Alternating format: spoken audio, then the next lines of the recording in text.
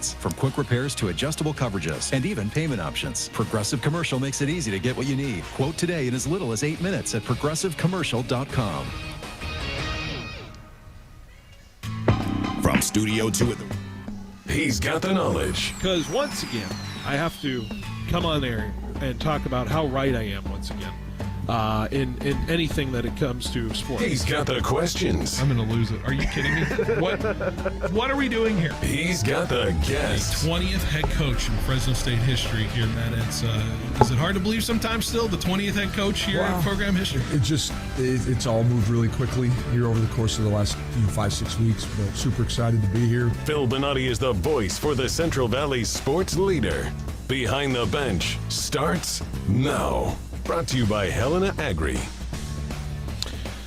That's right, Behind the Bench here on 1430 ESPN Fresno, the Valley's local sports leader here on this Thursday afternoon. Good to be here. Good to be alongside you all on this wonderful January 29th here on 1430 ESPN. Phil Bonatti here at Fashion Furniture, location as we always are on these Thursdays, and we have 3 full hours to bring you here of sports content, sports talk.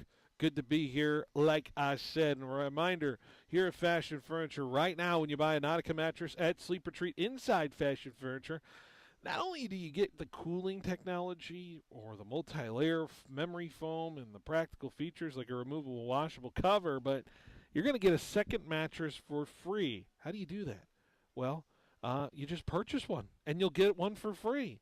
Now, if you only need the one mattress, take 33% off. How does that sound? Nautica mattresses offer high-end luxury features and affordable prices. Nautica, great option for your kids' room, second bedroom, or master suite. Buy one, get two at Sleep Retreat, or take 33% off the one you need.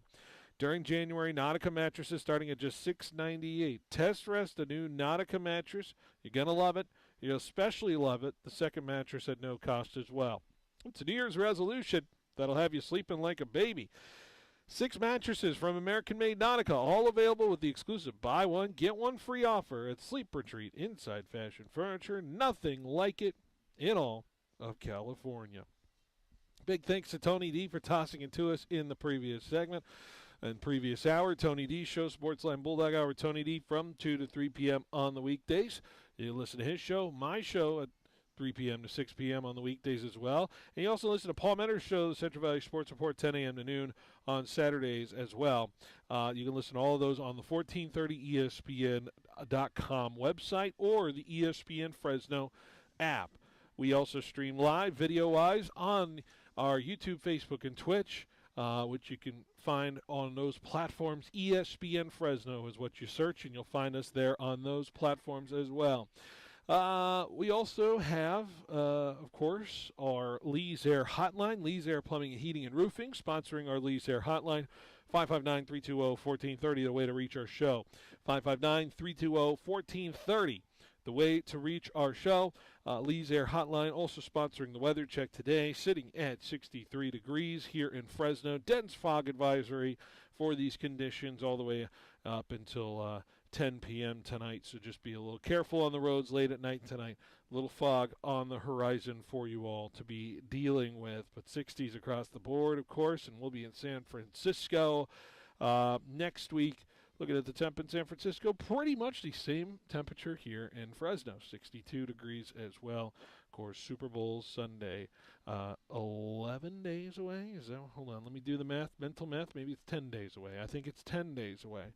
We're away from Super Bowl 60 right here on 1430 ESPN. You can listen to the game there, courtesy of Westwood One. What do we got on the show today? Of course, we got our Student Athlete of the Week interview. Braden Stevenson from Tulare Union joining me on the show, as well as his coach, Mark Hatton.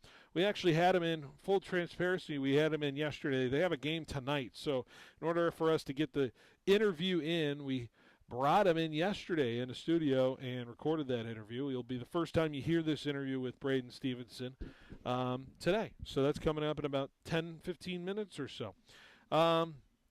Also later in the show, all the way until 5:15, you want to tune in for Charlotte Morgan. Fresno State softball coach is going to come on the show, join us, get us set for softball season coming up with the team. We're excited to talk to her about the upcoming season for Fresno State softball. High expectations for a very good program.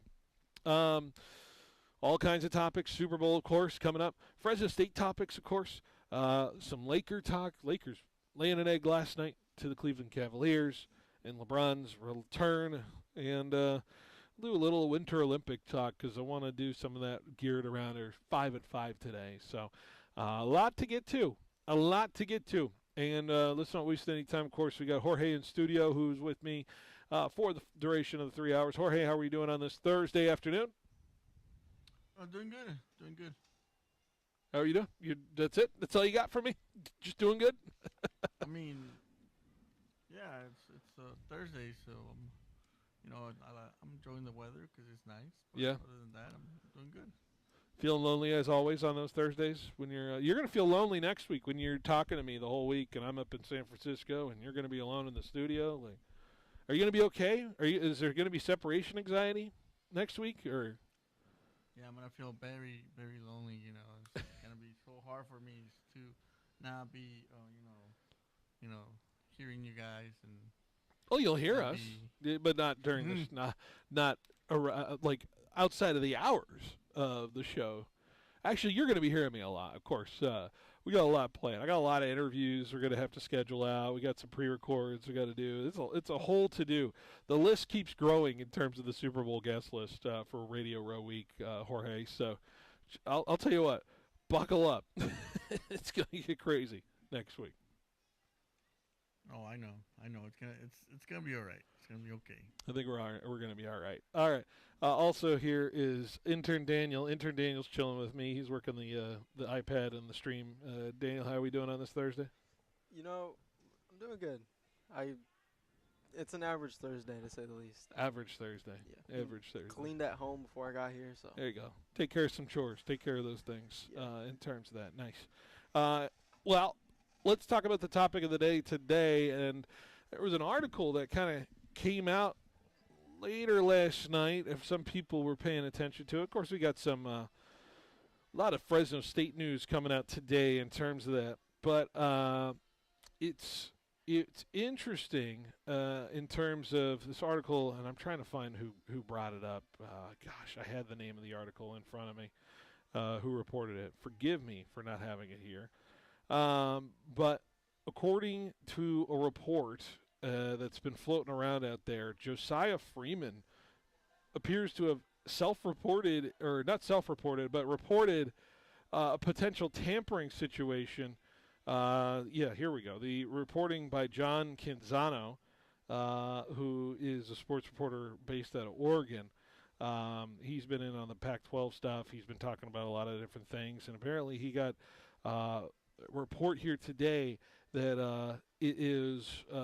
that Josiah Freeman received texts from the Ole Miss coaching staff and was trying to be poached from the roster in some form or fashion. A tampering probe that's been opened up as Ole Miss continues to kind of swirl around it, and maybe that's why Lane Kiffin left in terms of it.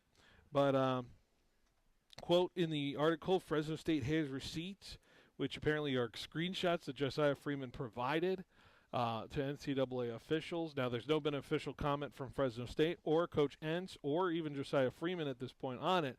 But we are very privy to a world here where tampering very much we know is kind of an ugly open secret here, but to see it lap up under the shores of this program, including with the top pass catcher for Fresno State, who, by the way, balled out in his last game for the Bulldogs in that bowl game victory over Miami.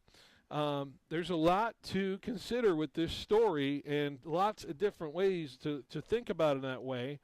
But maybe we go to the positive first and say, well, all right, I think we feel good about the cementing of what program is being sold here, right? Because even with the tampering, even with all the different things that could surround it, allegedly, that are surrounding this whole situation, it's good to know that the players aren't biting the apple necessarily from Coach Entz's message here.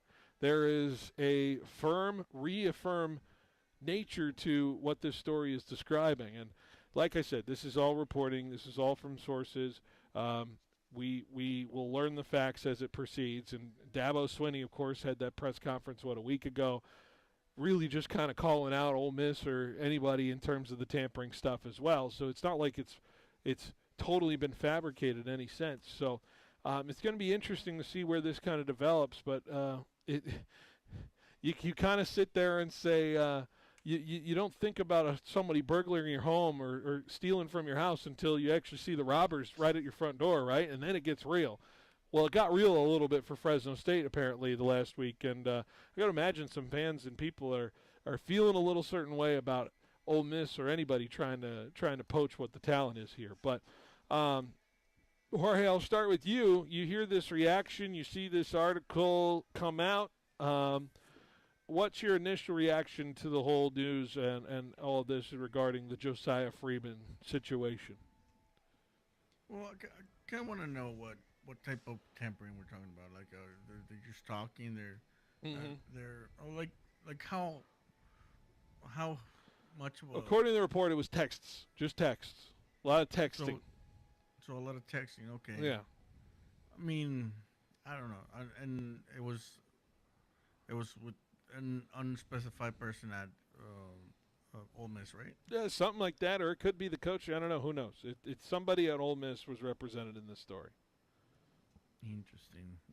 It's just there's a lot of moving parts, a lot of things that are coming out. It's so hard because college football, I don't think there's a rule saying you can't talk to players, but just talk to them. Mm-hmm. But there is a rule saying you can't really approach them with like, "Hey, come to my school." Yeah. You can say, "Hey, how's your day going?" But you can't say, "Hey, how's your day going? Let's talk about coming to my school." Not necessarily. You can't necessarily do that if he's on a roster. He's not in the transfer portal. It's like talking to, somebody of the Patriots texting somebody on the Seahawks and say, "Hey, if we win this thing, how about coming on my team next year?" In terms of that, a potential free agent opportunity. That's tampering. It's exactly the same situation we're talking about here, and yet there's no rules that kind of govern it because the NCAA has its head buried in the sand, as it always does, right? Daniel, when you think of the one big thing of this story, right, what comes to mind for you of like when you hear about this whole tampering thing involving Fresno State? First off, I think the big thing for me is the fact that we have players good enough that SEC programs want them in the first place. There you go. But I think just the way everyone's handling it so far, whether it's true or not, I think the way the Fresno State's handling it is pretty good. They don't want to come out and say anything just yet. Because No, of course not. obviously you're going to want the facts straight first, as if it is real. I think we'd want to stay quiet until everything is ready to come out. Well, Fresno State side wants to stay quiet in terms of that, right? Because Yeah. they're going to let the whatever statements speak for themselves. Whatever Josiah Freeman got in terms of a text message, regardless, let it speak for itself in terms of that. Exactly. And I like your point, though. That's another good point to it. It's not just the fact that Fresno State's retaining talent here because Josiah Freeman reported it. We're also retaining talent that's good enough to be in the SEC for a team that was almost a win away from a national title appearance, right? And so there's so much to take from that. I think there's a lot of respect to what Fresno State has built in just the 1 year we have right now with Coach Entz, and there certainly might be a feel around this roster of it's good enough to compete in a potential college football situation here. And I know there's conversations going on in the Bay Area right now amongst Pac-12 officials about the idea of how can they morph their postseason, how can they morph their conference ready to be in a position to be strategically in a great spot to make a college football playoff based off of just the fact that they would win a conference and they would make it a Power 5 situation. And so Fresno State could be on the front door of that opportunity because of the talent level that's up there. And I think there's a real opportunity to take advantage of galvanizing this roster and what it has and what it can do and bringing it forward to a position that could potentially, be playing on the national stage, be playing at venues like, I don't know, whoever's going to be up in that top whatever, whether it's like Texas A&M that was hosting, or Oklahoma that was hosting, or Alabama. You know, there's situations like, I can't think of the other teams that were hosting in this situation, but Oregon, I think, Oregon was hosting, right? Yeah. And so there's going to be a conversation about that, and it's good to know that if you the Bulldogs feel the Bulldog team, at least one of the top targets, feels that this team is good enough that I don't need to move anywhere. I am perfectly fine right where I am, and I don't need much more outside of that. He had 1 year of eligibility after that left, and there was an opportunity presented, and his opportunity he saw was potentially to maybe turn it in. And that doesn't make him a snitch, you know. And there's a culture out there about that, right? Mm-hmm. I would imagine. But in this day and age, you know, you got to be careful who you talk to. Yeah. You really do. And Ole Miss got bit, and they're going to continue to get bit here. Fortunately for them, they're doing this under an umbrella of an NCAA that has literally no spine whatsoever to do anything about anything. So we'll see what that does in terms of that. Slap on the wrist coming for that. So unfortunately, the punishment won't be warranted to the Ole Miss crowd. But I would bet if I'm in that locker room, I'm looking at Josiah Freeman as a Fresno State Bulldog. I'm proud of what he did and standing up for this program and standing up for what this is, as far as we're building something good here and we're building something great here, and we can't wait to see where it all goes from there in terms of it. So I don't know if you have any final thoughts on it, Jorge, but that's kind of where I sit on the Josiah Freeman case. Yeah, I was reading a little bit more about it, and I think that it's just something that has been happening, and some people don't report it at all. Some people just keep it, but some actually, get poached. And I think it's great that we have talent here that other big schools want.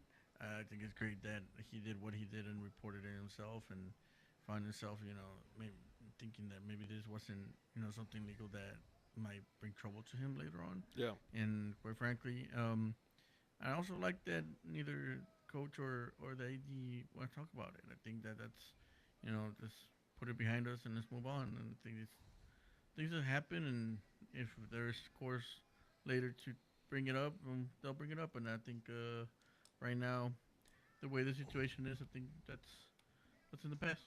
All right. Josiah Freeman, man. Good on you. Good on you. All right, let's take a break. When we come back, we got our Student Athlete of the Week interview next. So stay with us. You're listening to Behind the Bench on 1430 ESPN.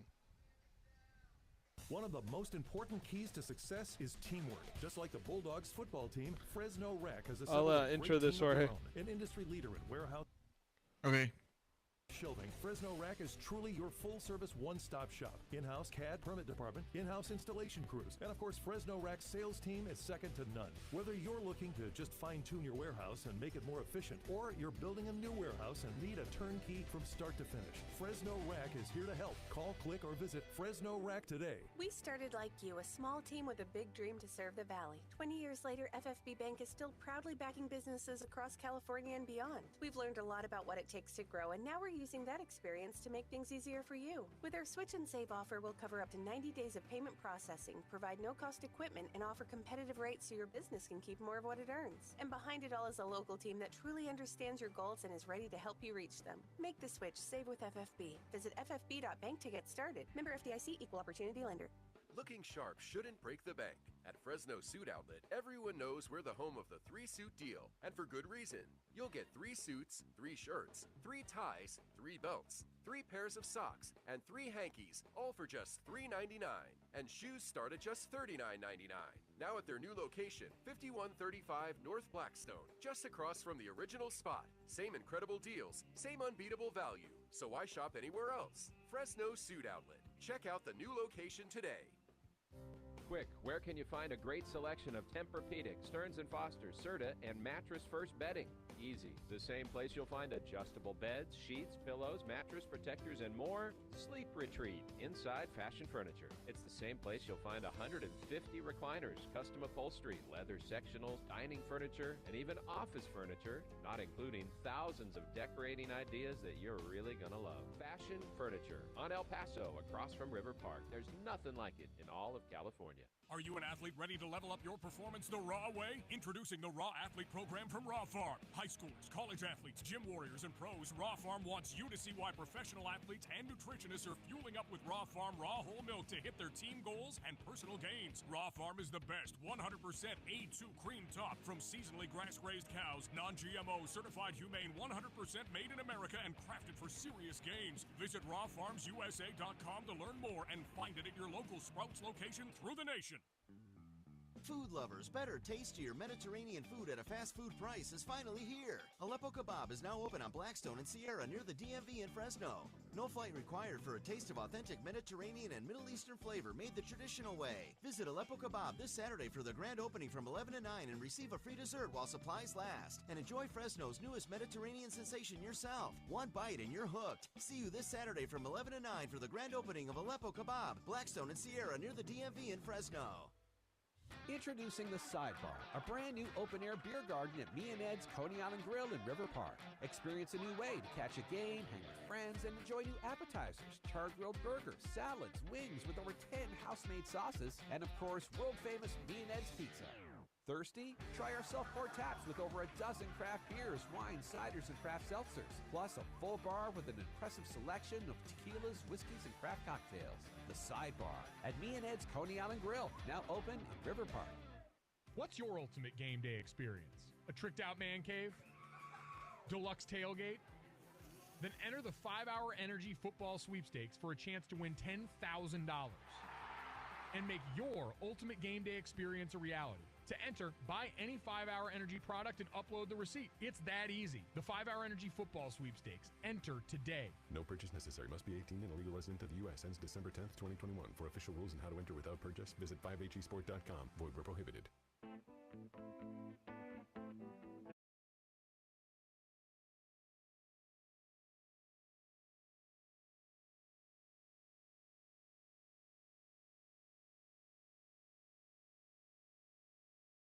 Back to Behind the Bench here on 1430 ESPN Fresno, the Valley's local sports leader. It's a Thursday, which means we have our Student Athlete of the Week interview coming up right now. And we talked to Braden Stevenson, who is a standout basketball player at Tulare Union. They had a game tonight, which means we had him in the studio yesterday, so we pre-recorded with them, and now this is the first time you're hearing this interview.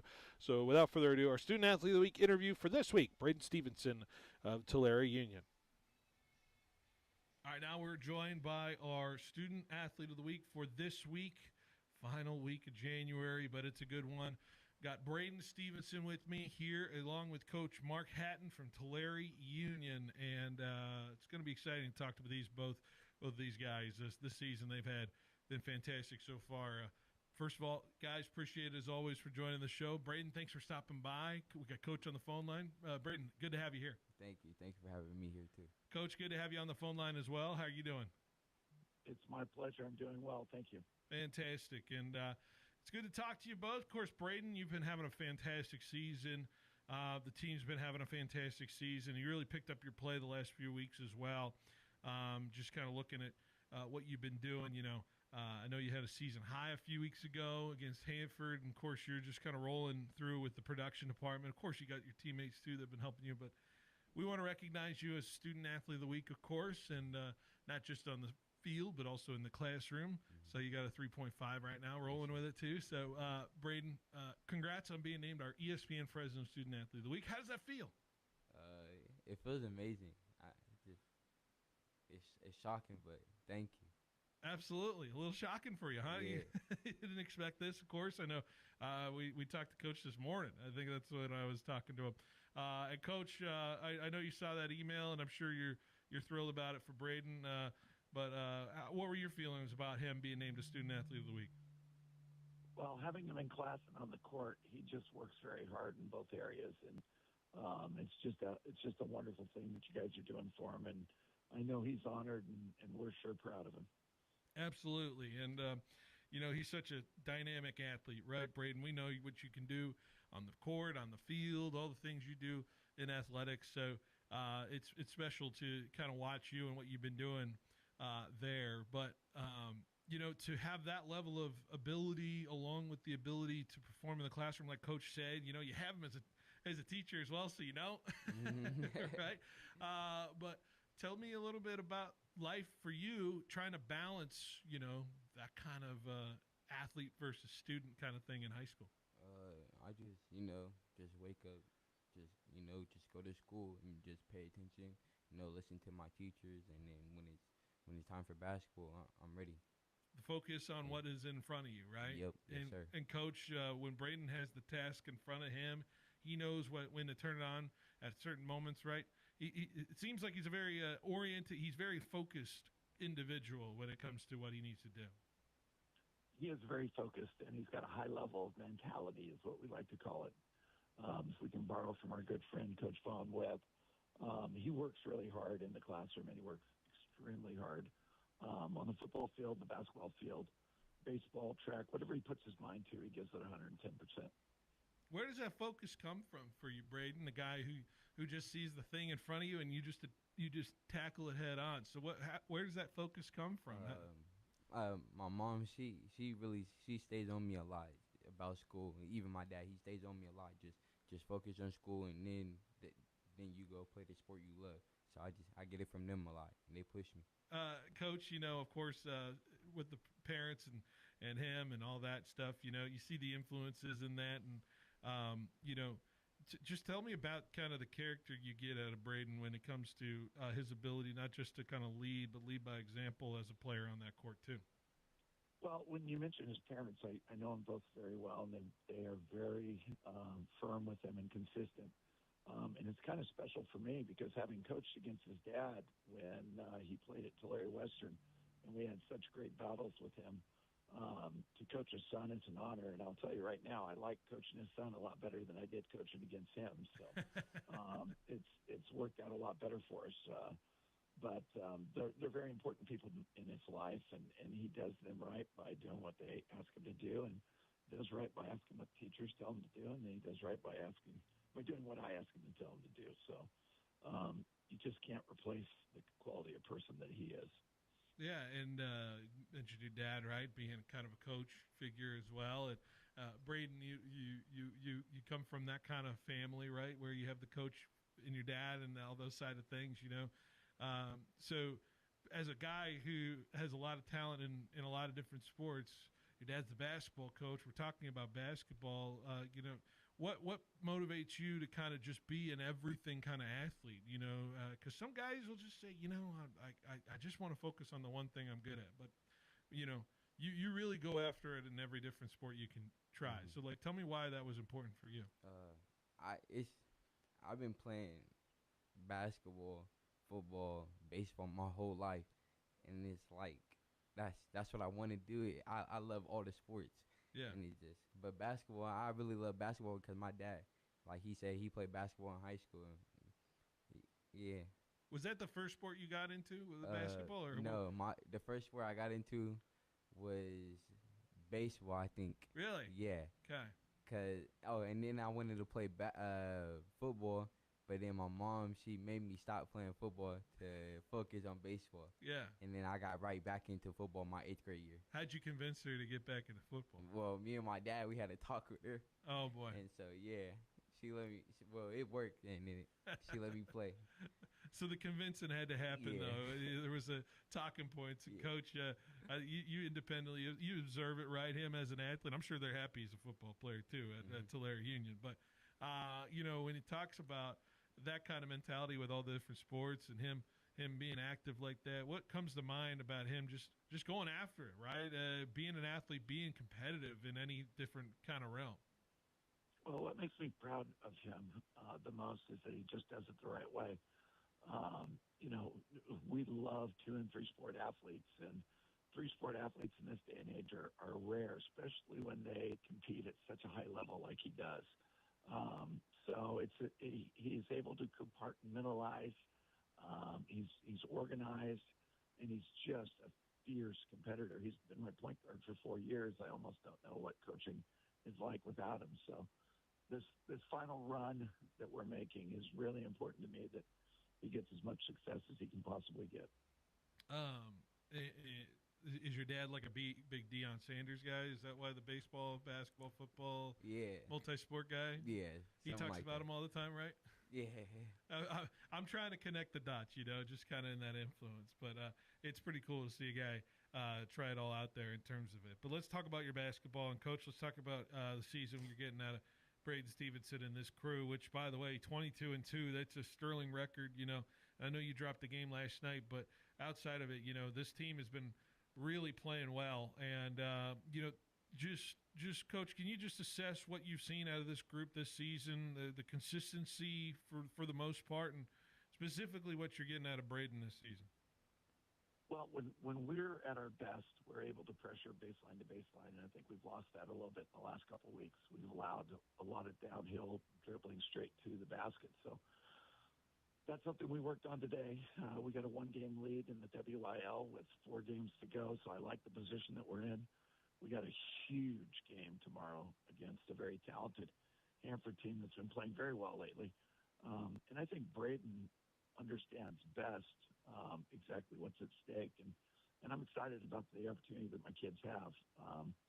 As long as they go out and work as hard as they can and represent us with class and pride, they're never, ever going to disappoint me. And these kids are family to me. And Braden, this team, like Coach said, the team's trying to figure out its rhythm right now, especially with what it's doing the last few weeks. Like you said, there's improvements. You guys worked on it today. I'm sure you're coming right out of that practice, But, just in general, just kind of screenshotting where this team is and the 22-2 record right now and the way you guys have been playing, what has stood out about this team this year for you? The chemistry. Our chemistry it's insane. Like we've been playing ball with each other for half our whole life. Mm-hmm. Chemistry is just insane. How far back does this roster go? The way if you go down the names like Riley and Kennedy and with DiMaggio and all those guys, and I keep going back to some of those seniors, Romero and Kimball. Although I keep naming a few of them, but how far back does this crew go? I think like my freshman year we started playing travel basketball with each other. Okay. And we just built it up from there. Travel basketball. You got a lot of seniors on this crew, Coach, right? And that's like you said, this is a team that's kind of been forming, right, and meeting what it wants to in this moment of getting to the level you want it at. Like, has it been building to this kind of roster for you, Coach? Have you been eyeing this kind of season as the one that says we got to go, we got to step on the gas? This is the team that feels like we really have a shot here. Well, for me, it goes back to when this kid was 7, 8 years old. I started seeing a lot of these kids because they're about the same age as my youngest son that's graduating this year as a senior. So I've gotten to watch them since they went through youth basketball. And he is right. They really kicked it up a notch when they were freshmen, and they just kept getting better and better.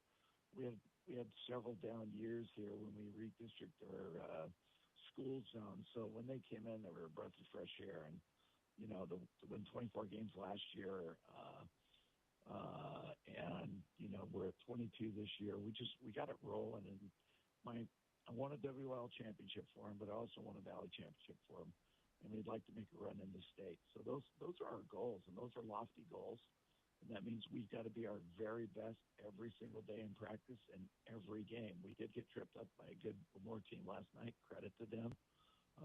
Go undefeated in a basketball season. Now we got to regroup and go after the Bullpups.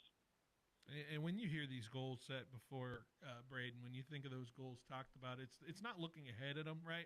Because you got the steps in front of you, the games in front of you, but to visualize that for this team, right? And you want to be. It's literally less than a month till selling, right? So everyone's thinking about that. That's all you think about when you play basketball here in the Central Valley. You want to play at that arena downtown. So, like, how much is that on the focus as a right next to like the focus of the next opponent, like you got with Hanford tomorrow, but with that being kind of the carrot dangled, how much is that a balance between what you guys talk about as players on the roster? We just got to take one game at a time. Yeah. We know everybody wants to play it, so we got to be ready and just play our game. So we just got to be ready. That's it. I want to ask about your dynamic duo guy, because every time we mention you, you got to mention Damaj Riley, right? You got to mention both of you in that conversation. I know he's a year younger than you, but you guys have been balling for a while together, not just on the basketball court, but in the football field as well, and other athletic opportunities. How far back do you go with Damaj? Seventh grade year, me and Maji, we played on the same flag football team. Yeah. With Jordan Chris, and from 7th grade, our bond got way better. Yeah. Do you guys is there a nickname with you two? Like, do you guys think about that, or did people call you something? Like, what comes to mind? Nah, I ain't heard nobody say nothing about it. Nobody's come up with something? Nah. Better come up with something, right? Coach, if you had a way to describe them both as players for your team, how would you describe them both just as a tandem? They're the dynamic duo. They play with, superhero heart, and Maj is vertical presence and his speed. It's just a deadly combination when they're play hard. And I think I'm almost tempted to play him too many minutes a night. I can't remember the last time I took either one of them out of the game, but it's hard because you just want to see them out there, and them tired is sometimes better than, your 7th, 8th guy that's fresh. So I ask a lot of them, and neither one of them have ever disappointed me, and I don't expect them ever to. Does it get competitive between you two? Like, how competitive does it get between you two when you talk? You know what? Like, does one of you look at the box score after a win, and somebody's like, "Oh, nah. I got a few more than you did, huh?" Nah, not really. We don't do that. We just go out there and bowl and just play with our brothers. That's it. What's it like in practice then? Does it get competitive in there? Sometimes. Yeah. It depends. Like when we on different teams, sometimes it does. But yeah. Coach, do you put them on different sides in practice and see how they go at it? Yes, absolutely, and it's a good way to get things going in the right direction. Putting them head to head against each other, and then you add his brother to the mix, and we got some talented, fast kids. There's some good kids that don't get to play a lot of minutes on our team that are going to get to play a lot of minutes next year, and that's a tough position for them to be in. But I think Braden and Maj set the standard, and it's all about the tribe and not about the self. And as long as we do that, we're going to win on and off the court. And you know this as well as I do because you've been around young kids your entire professional career.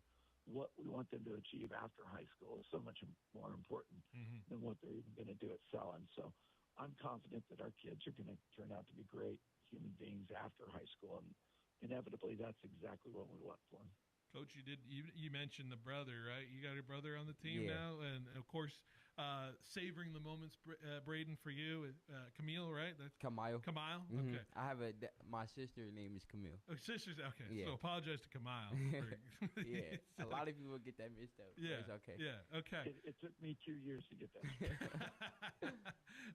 But for Camille, right, to have him on the roster with you and to have that kind of moment each time you go on the court, right? Of course, you probably had it with the football team this year as well.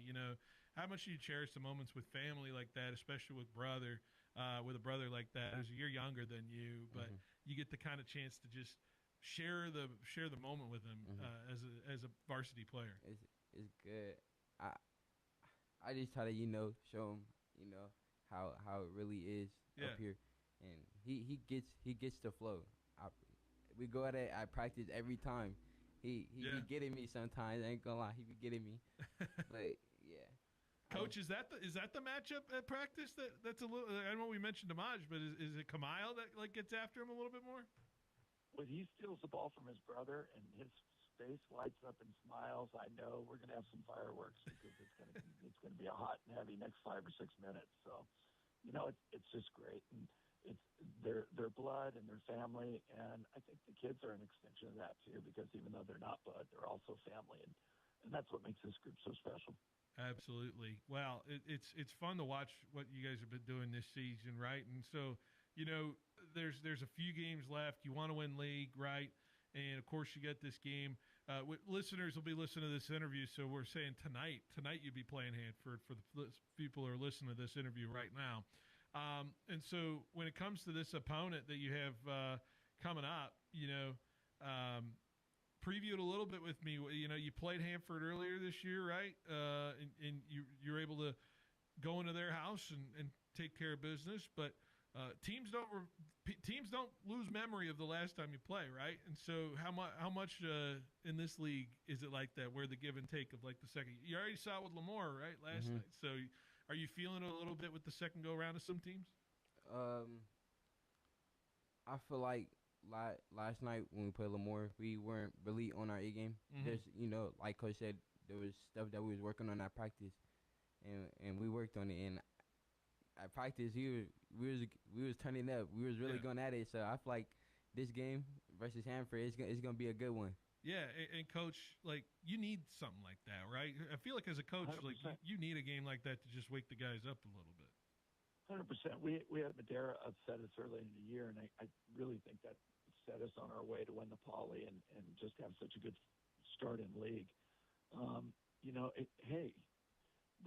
The WIL is a good basketball league, and Hanford's got an outstanding basketball team. They're well coached, and they're coming to our place, and I'm excited that it's at our place. I hope anybody that's in Tulare and Hanford want to see an excellent basketball game and kids play really hard and represent their schools the right way. 7:15 tonight at the Simmons Gym. Braden, is there carry over in the football rivalry too? Like when you're hitting some guys, are they hitting you? Does it carry over to the basketball court later in the year? You don't forget those, or Yeah, I don't forget those. I like they had us in football, but like I said, we gonna come back with more. Absolutely. I want to ask this last bit. You said something interesting to me because we were talking about all the teams, and I was asking you all the like if you have a favorite team, but you're kind of a player guy. You just follow players a little bit more. Yeah. So, give me your influences. Like who are athletes that you look up to that kind of influence you in the way you carry yourself and how you try to be? Like who are some guys you think of that are guys you want to kind of reflect? One, my dad, because I hear a lot of great things about him. So I was like, okay, I could do that too. Then I want a lot of people to talk about me how they talk about my dad. My second one, Kyrie Irving. I love Kyrie Irving. His game, the way he finished under the rim, the way he blow past people, the way he could dribble, it's so beautiful. He ain't I the love tallest it. guy either, right? Yeah, he's not tall. Yeah. He go at everybody, and I like that. That's it. Couple good ones, right? Yeah. Hey, does the dad pull out the tape much to show you what he was doing back in the day? Or? Nah, my mom does. She lucky. She like, you want to see your dad plays, and I be looking at him. He low-key nice. Coach, are you familiar with Papa Stevenson's game, or were you? I'm not going back and watching any of those films if I lived them the first time. We got them a couple times, but they had a better run against us than we did them. So I've seen him enough, but he was an outstanding player, one of the very best that Tulare Western has ever had. And Braden is absolutely one of the best that's ever played for me, if not the best. So, he's still got some work to do. He's still got some stories to write. Yeah. And tonight against Hanford is really important. Hey, Coach, I want to give you an opportunity because Braden, of course, you're still thinking about where you're going next, right? Yeah. For you, and so, Coach, I want to ask you, what kind of athlete are the coaches at the next level getting out of Braden? Like, if you were sitting across the table from one of those coaches and you had to describe Braden as the kind of athlete they're going to get, what athlete are they going to get out of Braden? I would tell them, if you don't recruit this man, you're absolutely stupid, and that he's a fierce competitor and he's never going to let you down. And he'll do what he's told, and he'll do it to the best of his ability. And I have high expectations for him. 1 minute. They do extremely well in football, and I've got zero reservations about that. Absolutely. Well, good luck this season, guys. And Braden, of course, we gave you all those prizes, so I hope you enjoy those. The big check. I've given you 20 minutes to think about it. Any spot in the house you're thinking about, or?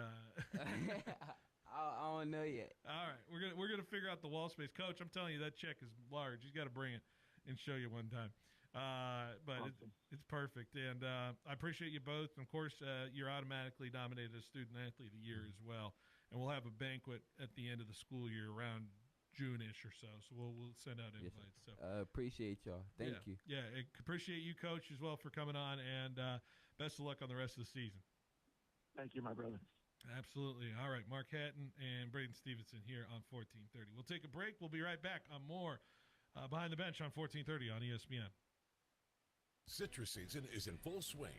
When harvest pressure is on, Kubota delivers dependable power, easy operation, and the performance growers rely on in the Grove. There's still time to get the right tractor this season at Pioneer Equipment, your authorized Kubota dealer. With Fresno and Reedley locations, Pioneer Equipment, your authorized Kubota dealer, has the equipment, parts, and service you need when timing matters most. Make this citrus season count. Visit Pioneer Equipment, your authorized Kubota dealer today at pioneerequipmentca.com.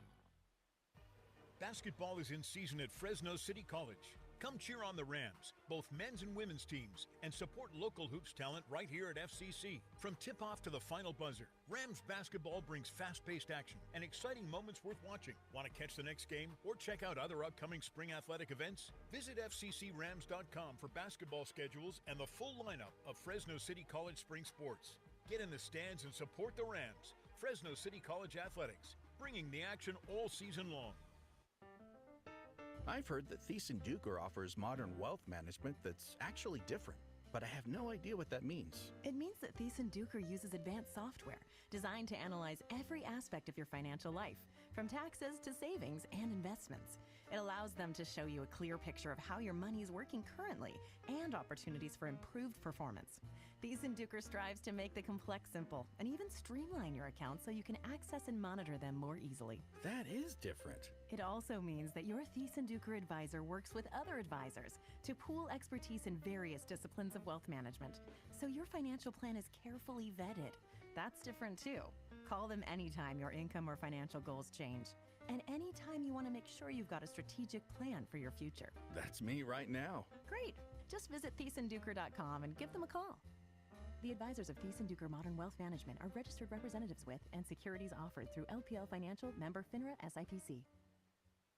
Welcome to Banyan Tree, Fresno's favorite dispensary. Voted 2025's Best of Central California's People's Choice Award. Need some healing and relaxation? From flower to edibles, concentrate to vapes, we've got top shelf products at down-to-earth prices. Whether you're a seasoned smoker or just kinda curious, our knowledgeable staff will help you find your perfect match. So climb the Banyan Tree and see how high you can get today. Order ahead at BanyanTreeFresno.com for quick and easy pickup. Banyan Tree, rooted in quality, grown in Fresno. A new year of savings is shifting into overdrive.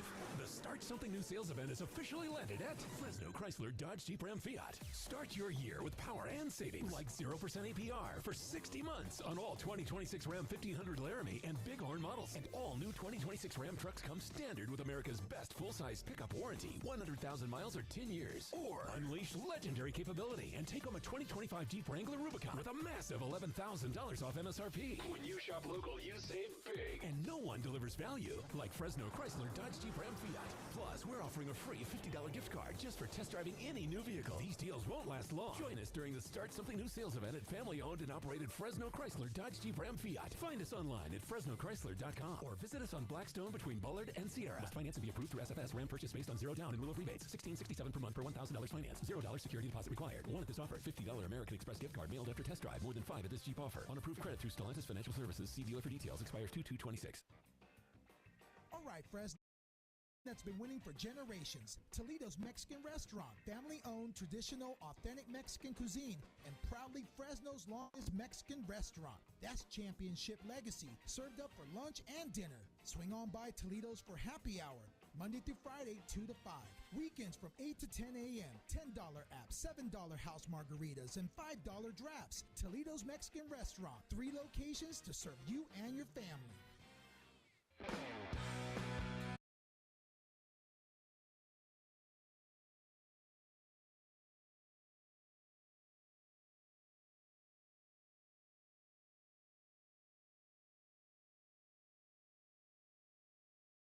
Behind the Bench here on 1430 ESPN Fresno, the Valley's local sports leader. Big thanks to our Student Athlete of the Week interview of this week, Braden Stevenson Tulare Union head coach Mark Hatton. If you have a student athlete you want to nominate, be sure to go to our website, 1430espnfresno.com. Nominate your athlete today. So big thanks to them. Wrapping up this hour here. Another bit of Bulldog sports news to get to, and I talked to this to Jorge before I head on over here, but it was announced, and I knew this was kind of coming. I heard this from some people a couple days ago, but Tom Goodwin is going to make his glorious return to the Bulldog program. He has been hired as the Bulldogs Director of Player Development at Fresno State for the baseball program, and so that's going to be some exciting news for folks who love the baseball program. Tom Goodwin, a World Series champ with the Boston Red Sox back in 2018, and he's got quite a resume when it comes to it, but good to have him back in the program. He's a grad, of course. He is a Bulldog through and through for when he played back in the day, and how about that kind of pedigree to join a program that is already got some pedigree to it. There's some legitimacy there, and I'm for one very excited about Tom Goodwin's addition to the Fresno State baseball program, and I would imagine some other people are as well. Jorge, you know about Tom Goodwin, right? You've met him before. How hyped are you that he's going to be a part of this baseball program moving forward? Yeah, it's a really good thing. I feel like we were, he's a really talented person. Is a really nice person that I met a few years ago on Paul Menner show. Yeah. Central Valley Sports Report. I think it's great for the state baseball because his knowledge is something that any team would want, really, and I think it's going to help a lot with bringing in some talent and and all over the place, really. Yeah, he's got a lot of world of knowledge. He's been around some big teams. He's been in some big moments. He played in a World Series, right, Jorge? I remember 2002 at the tail end of his career with the San Francisco Giants. Right. So he's been in that. And he won one as a coach with your Boston Red Sox. My Boston Red Sox, the best team ever. Okay. What have you done for me lately? The Boston, I say there, Daniel, with the Boston Red Sox, right? Yeah. But this is legitimacy to a program to add a guy who's been in a World Series as a player, as a coach, back to the program that he was a part of as well. It's going to be fascinating to see how it develops, and of course this Bulldog team will get set to begin its season in a couple weeks as they take on Utah in a 4-game series, and is the only team that's won back-to-back Mountain West titles from what I remember in the last 10 years or something like that. The Bulldogs are looking to continue the sustained success, and I don't see how this team slows down, especially with the momentum it's got. So I would imagine it's a home run hire, right, Daniel, in your mind, getting a guy from Major League Baseball, a guy who knows the area, loves the area, comes back all the time. This feels like a perfect match for the Bulldogs. Yeah, I think anybody who enjoys being here, enjoys to support Bulldogs, Fresno State as a whole, and they've had that experience in the MLB or just any professional sport, I think that is great. That does great things for a program like us. Just having that type of help is very good.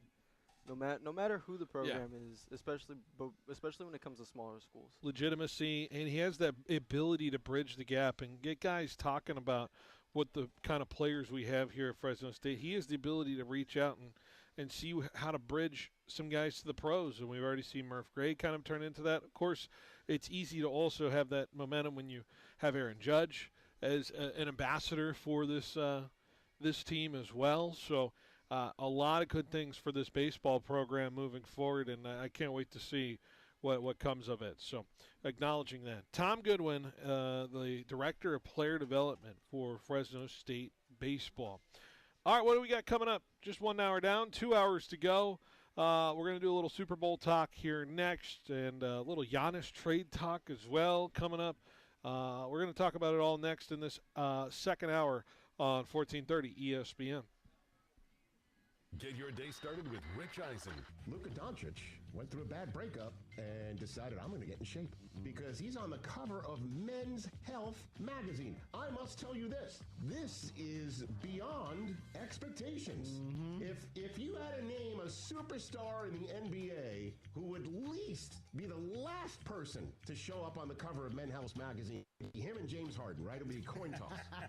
Rich Eisen, brought to you by Citizens Business Bank.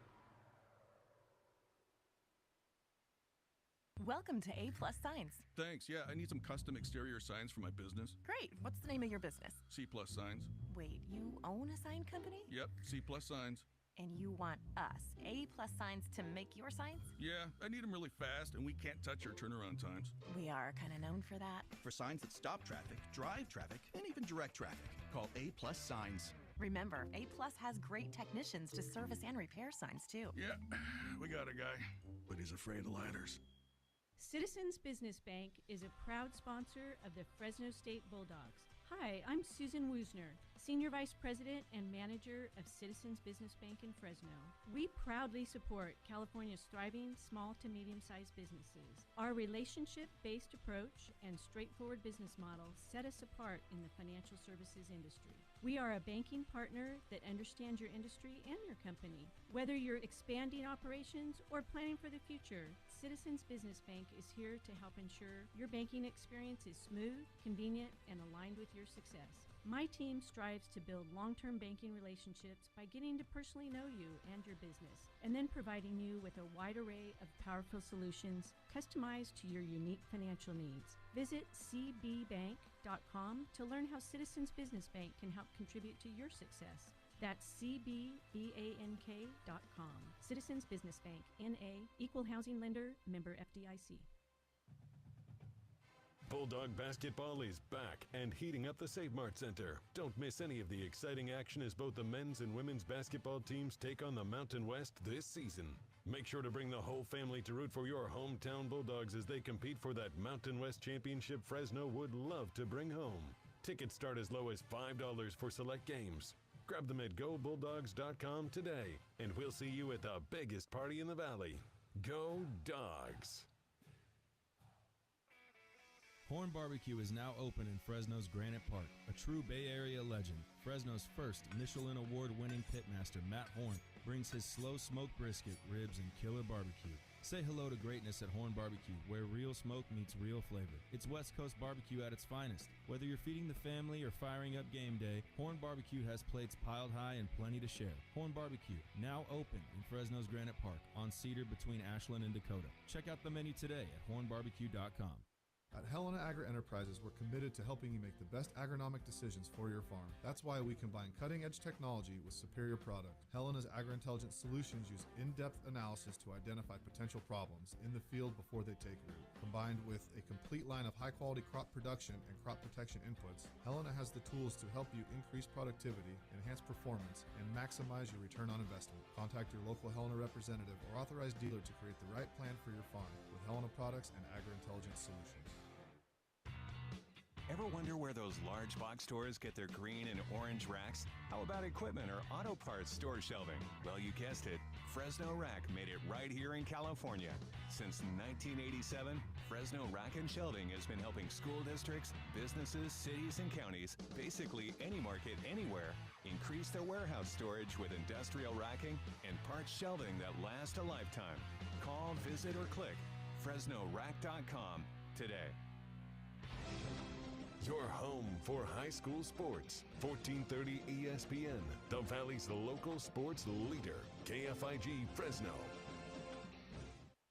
NFL head coaches introduced today. Joe Brady in Buffalo, Jesse Minter in Baltimore.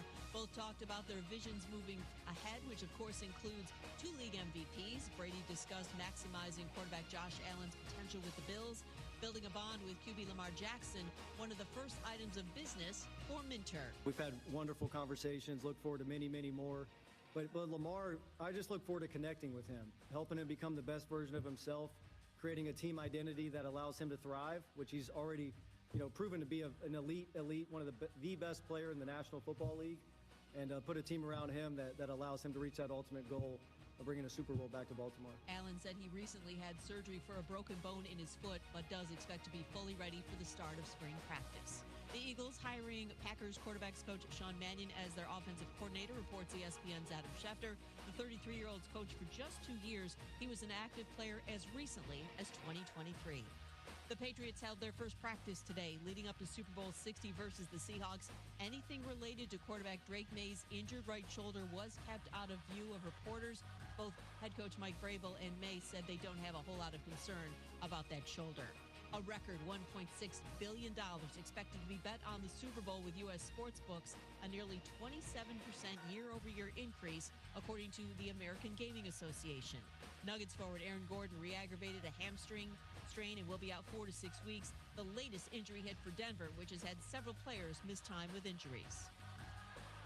Hey, it's Evan Cohen. Coming up Friday, we'll continue to react to the news that Giannis is prepping the Bucks for his eventual exit and how it will impact the trade deadline. It's Unsportsmanlike, 6 a.m. Eastern, right here on ESPN Radio, ESPN2, and ESPNU.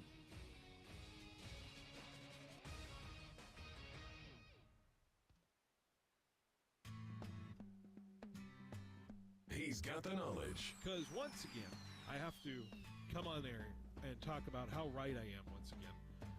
In anything that it comes to sports. He's got the questions. I'm going to lose it. Are you kidding me? What are we doing here? He's got the guests. 20th head coach in Fresno State history here, Matt. Is it hard to believe sometimes still the 20th head coach here in program history? It's all moved really quickly here over the course of the last 5-6 weeks, but super excited to be here. Phil Bonatti is the voice for the Central Valley sports leader. Behind the Bench starts now. Brought to you by Helena Agri. That's right. Behind the Bench here on 1430 ESPN, Fresno, the Valley's local sports leader. Hour number 2 of 3 hours today on our show. Reminder, stick around. In our third hour, we have Charlotte Morgan, head coach of Fresno State softball, joining me later today, so good to have her. We'll bring that interview in about an hour and 15 minutes or so. Straight sports talk in this next hour. A lot to get into when it comes to everything in the world of sports, and we got multitude of topics. And as we know, the Super Bowl is looming. It's showing up, and it is going to be on the horizon here in the next 10 days. Do I have the math right? I said it earlier. 10 days. Is that right, Daniel? Yes, 10 days. 10 days before we are on our way talking about Super Bowl 60. 60 of those dang things. Isn't that crazy? Do you know something crazy about this Super Bowl? This is the first Super Bowl ever where both teams lost in week 1 and made it all the way. Really? Yep. Wow. First time ever that we've had both teams start with a loss. Patriots lost to the Raiders. Seahawks lost to the Niners. Okay, yeah. Yeah. Jorge, did you know that stat, or are you going to pretend you did know that stat? And I don't have any verifying way to say otherwise. I mean, I was aware of it. I didn't know it was like a real stat, but I was aware of it. because they both. I mean, I thought the Patriots weren't going to have a good season, and the Raiders were, but. Oh, we were blissfully ignorant to what those two teams were going to look like after week 1. So People were ended up. writing off the Patriots after that, including me. Really? Oh no, let me. I wonder if I can find it. I have the sheet of the Bonatti best, and I wonder if I can find it somewhere where I ranked. I did it. I ranked all of the teams in the NFL before the season. I wonder if I could find that list, because that would be a very funny list to read off if I did that or not. But I'm looking for it now. I don't know if I have it in front of me. The Patriots were not in anybody's list, to be honest. No, they were not. In terms of that. Did you have a preseason Super Bowl pick? Yeah, it was Ravens-Rams. Wow. Yeah, it was Ravens-Rams. That's what it was. I did not feel any different on that. I felt like that was the right pick. I felt like that was going to be awesome, and one of those teams delivered, almost delivered, and one of them didn't. So, here we go. I got it. I got the list. Should I just read this list? This is the first time I'm looking at this power ranking in quite some time. Is this going to be something you're interested in, Jorge? Why not? Let's do it. Why not? So here, I'll just read them out quickly. 32, I had the New Orleans Saints as the worst team in the NFL going into the season. I don't think that's entirely true anymore. I think that was valid at the beginning of the season, but Yeah. I had the Cleveland Browns at 31. okay. All right. Titans at 30. Okay. Yeah, we're cooking. Colts at 29. Oh, wow. Yeah. Giants at 28. Yeah. Eh. Yeah. They were one of the worst teams in the league. What are you talking about? Could have been better without the injuries. Raiders at 27, so I'm still in the ballpark. The Colts are the only egregious one. Patriots at 26. Yeah. Panthers at 25. They could have been higher. Yeah. Jets at 24. Hey. Ugh. That could have been worse. Cardinals at 23. Think that's on all right? Yeah. Little high. That's about right, yeah. Dolphins at 22. I think that's about right, too.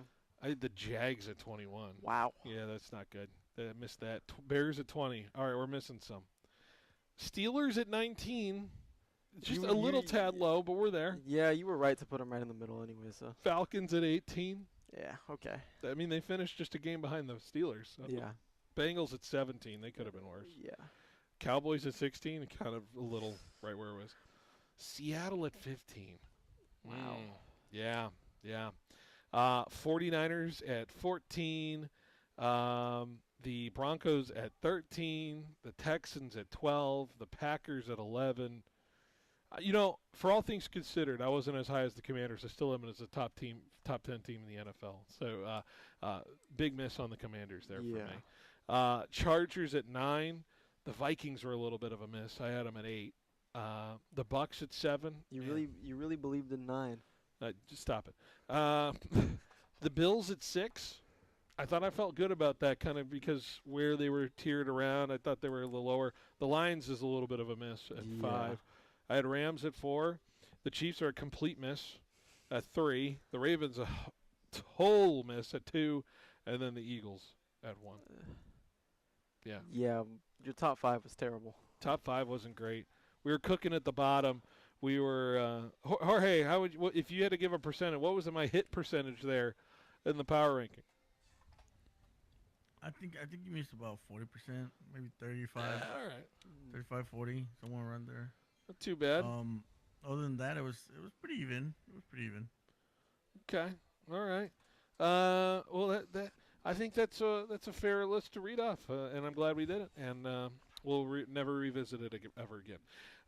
So I had the number 26 team on my ranking versus the number 15 ranking team in this Super Bowl, and here we are with the Patriots and the Seahawks. And as we look at this matchup, what's the number one thing that stands out about just the matchup itself? Because we're looking at the teams individually, and I think this is kind of the week you look at just like you reflect on what the teams have done to get here. But if you're going to think about the game itself, I like the idea of what that game will play out to be, which I think a lot of people feel like it's Seattle who has the upper hand talent-wise. But I think in the terms of managing the game and the coaching staff, it feels like the Patriots maybe are a better team equipped to handle situations. What do you make of how these two teams face off against each other in this game? Because I think there's a distinct difference between both of those sides, and I don't know what wins out in this game if you're going to question what is going to be above it all.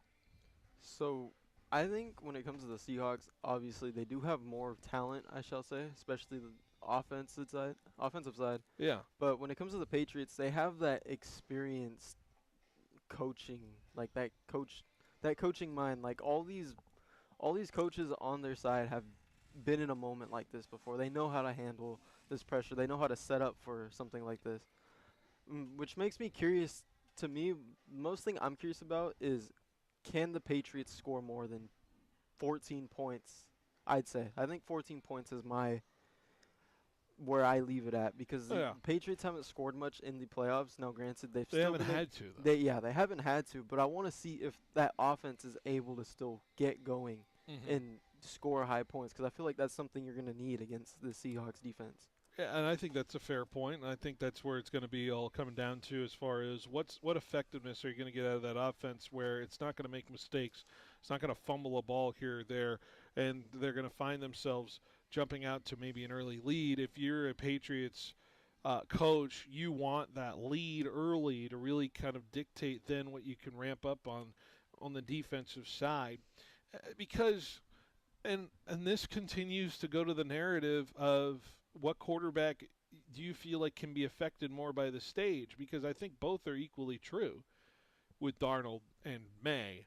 And when you look at how both players have kind of gotten to this level, you're kind of seeing Drake May just trying to just kind of grind it out here in this playoffs. And Darnold's been very good these first 2 games in the playoffs that he's been able to play. But, you know, it's a different animal when it comes to kind of defenses you're playing. And I think Drake May has faced very tough defenses, incredibly tough defenses. He's a little more battle-tested in that sense. He probably has seen more than what Darnold has seen in this postseason when it comes to the looks.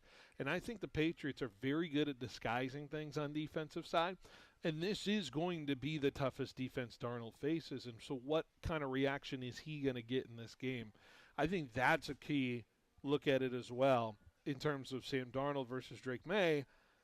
I think Darnold may not be ready. There's a question of, can he be ready to face a defense that is going to be elevated above what we think about with the Niners and the Rams and what Darnold's faced? Yeah, I know. The one thing Darnold's always struggled with is pressure to him.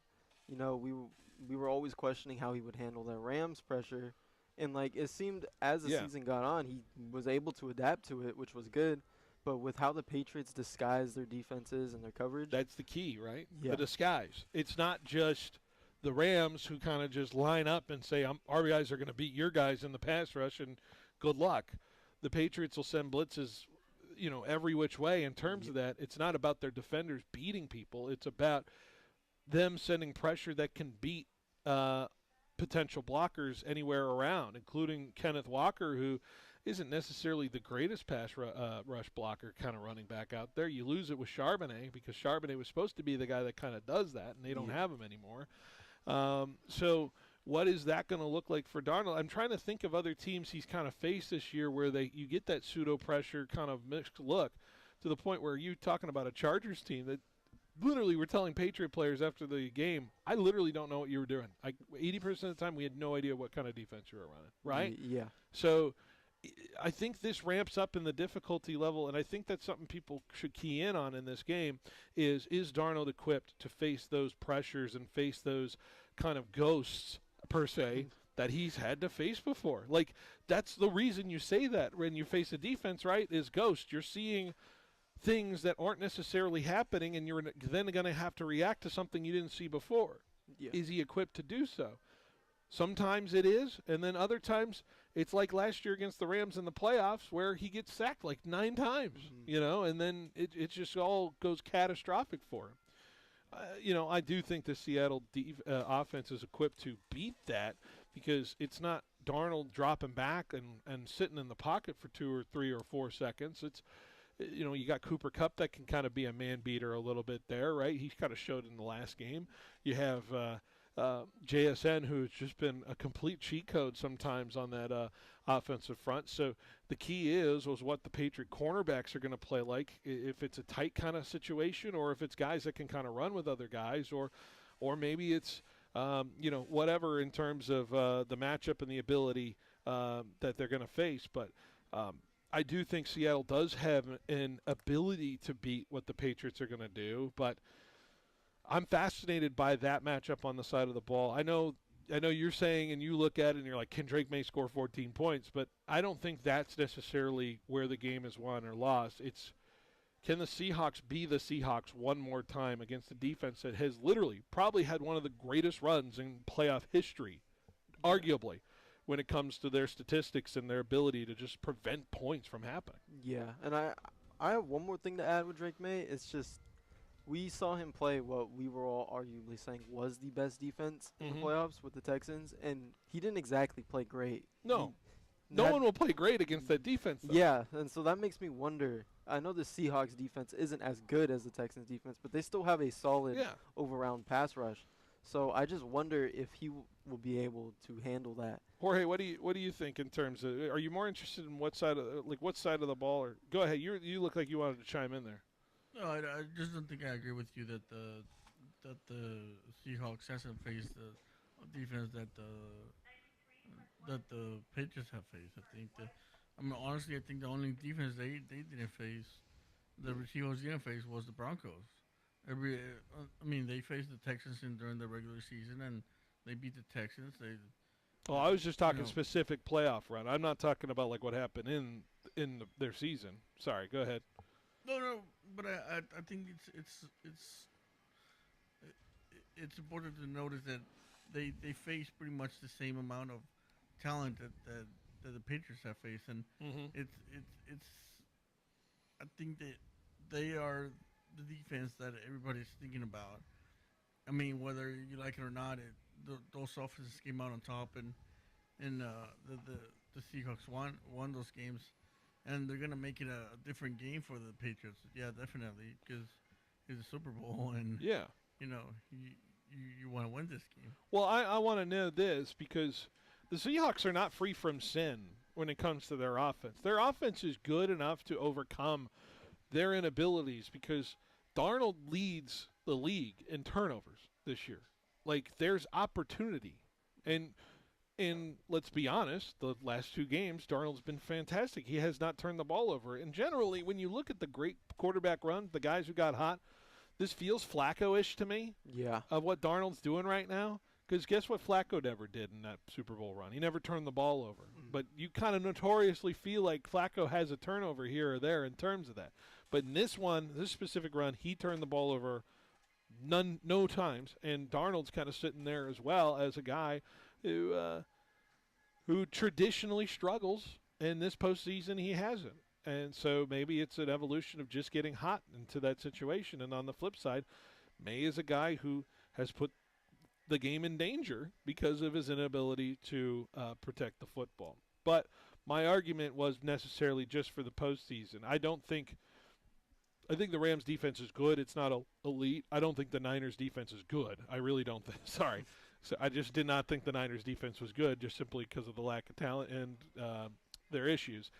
I think the Patriots have faced a much stiffer test these three games as opposed to what the Seahawks have faced and what adversity the Seahawks will face when they face this Patriots defense, which, by the way, least amount of points through three games in a postseason ever, right? 5.8 points per game. Yeah. It's pretty ridiculous. It's better than the 2000 Ravens.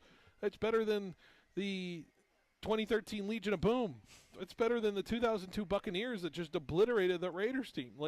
So I'm just and I know you're going to qualify it if, well, they didn't face the quarterbacks that those teams face. Well, maybe let's litigate it then. Are you sure about that? Because, I don't know if Jeff Garcia necessarily is a guy lighting up the world in terms of back then when he was there, and who else were the Bucs facing? They killed Donovan McNabb pretty good back then as well in terms of that NFC Championship. Okay, that's valid. What were the Seahawks facing? A pretty banged-up Cam Newton in that divisional round when they made it to the Super Bowl. And then Colin Kaepernick, who really fell off the face of the map in that year as well. So I'm not necessarily feeling like it's lighting the world on fire. Maybe I am misremembering the divisional round team they faced. I think it was Breeze in New Orleans, actually, in 2013. I'll have to look it up. I think in 2014 they did face that Panther team that was under 500. And then it was it was Rodgers. So I get it in terms of that. So let's see. Yeah. Anyways, 2023 postseason. All I'm saying is, and I'm not predicting anything. I don't want to predict anything right now.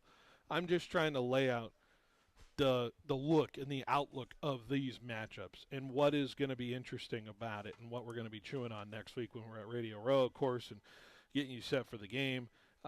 There's so much to it. And, of course, the other question is, and we'll talk about this maybe, bring it up as the injury report brought to you by Davis and Van Wagenen. Go visit that injury. Davis and Van Wagenen, they're great injury law firm here in Fresno. If you don't win, they don't win. There you go. In terms of that, they don't get paid, right? Drake May, shoulder injury. What is it? Is it anything? Is it nothing? Are the Patriots playing it up?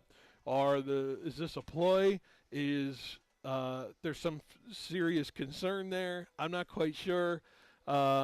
He said he would be limited in practice if they had to practice this week, but it seems like they're going to try to keep it tight to the vest in terms of it. But it's going to be interesting to see where that all plays out in terms of it. But Yeah, I mean, we got so many angles with this Super Bowl to look at, and I can't wait. So, why don't we take a break? When we come back, Giannis's name is on the trade market, and I saw a tweet last night that someone asked, "Can you private jet from San Francisco to Fresno?" I seen that. Yeah. All right, we're going to talk about that next on 1430 ESPN. Want to work somewhere fun? You saw that tweet. And rewarding? Me and Ed's is hiring. We're looking to expand our team with full and part-time positions at over 40 locations. Join our growing company as a delivery driver or valued team member today. For more information on job descriptions or to apply, go online at meandeds.com or visit your nearest location. Me and Ed's is hiring. Fill out an application. Why pay more when you can get the best prices in the South Valley at Valley Pure Woodlake Outlet? If you're looking to save big without sacrificing quality, this is your go-to destination. Shop smarter with unbeatable deals on today's most popular brands, all at outlet pricing. Check out the online menu at valleypure.net. Then stop in and stock up. Valley Pure Woodlake Outlet. Enjoy extended business hours at Valley Pure Tulare, now open daily from 8 a.m. to 10 p.m. Food lovers, better, tastier Mediterranean food at a fast food price is finally here. Aleppo Kebab is now open on Blackstone and Sierra near the DMV in Fresno. No flight required for a taste of authentic Mediterranean and Middle Eastern flavor made the traditional way. Visit Aleppo Kebab this Saturday for the grand opening from 11 to 9 and receive a free dessert while supplies last. And enjoy Fresno's newest Mediterranean sensation yourself. One bite and you're hooked. See you this Saturday from 11 to 9 for the grand opening of Aleppo Kebab, Blackstone and Sierra near the DMV in Fresno. From the roar of Valley Children's Stadium to the heart of the Red Wave, Fresno State football ignites the Valley, and Precision Civil Engineering is proud to help power that momentum. Named 2024's best engineering firm by the Business Journal, Precision Civil Engineering delivers top-tier planning, surveying, and design building, the backbone of the Central Valley. Proud partners of Fresno State Athletics, because when the dogs rise, the Valley rises. Go Dogs! Visit precisioneng.net today. Every morning, we rise and shine, make breakfast, and brush away the night's rest. These routines help us start the day off right. Nature-Made vitamins are a simple step in that daily care regimen. Multivitamins with daily essentials, clinically studied probiotics for gut health support, magnesium to help relax the body. Nature-Made is made to care for you every day. These statements have not been evaluated by the Food and Drug Administration. These products are not intended to diagnose, treat, cure, or prevent any disease. Whoa, that's not supposed to happen. Sorry about that. When your club slips right out of your hands, that's your grip telling you it's time for new ones. And that's where Roger Dunn comes in. Through the month of January, they're offering free grip installation. Here's what you do. Bring in your clubs, pick your grips, and Roger Dunn will put them on for free. Now through the end of this month. Better grip, better control, and fewer clubs flying down the fairway. So now you can grip it and rip it. And remember, you're always number one at Roger Dunn. Hi, this is Marcus McMarion. As a hometown guy and former Bulldog quarterback, I know how important trust and family are. That's why I choose Ed Dina's Auto Center in Dinuba. From first cars to family SUVs, Ed Dina's helps you find the right fit without the hassle. They treat you like part of the team, because here, you're more than just a customer, you're family. Stop by Ed Dina's Auto Center today and see why it's my dealership of choice. Ed Dina's, the dealer in Dinuba that does. Yes, he does. Citrus season is in full swing. When harvest pressure is on, Kubota delivers dependable power, easy operation, and the performance growers rely on in the Grove. There's still time to get the right tractor this season at Pioneer Equipment, your authorized Kubota dealer. With Fresno and Reedley locations, Pioneer Equipment, your authorized Kubota dealer, has the equipment, parts, and service you need when timing matters most. Make this citrus season count. Visit Pioneer Equipment, your authorized Kubota dealer today at pioneerequipmentca.com.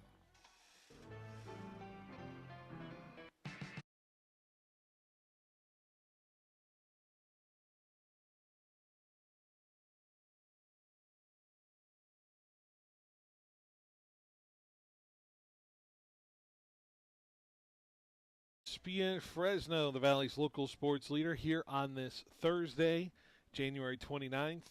Good to have you. We got some pizza if you want it. Come on over and hang out with us, listen to Sports Talk, buy some furniture, folks. Everyone needs furniture. Come on. All right.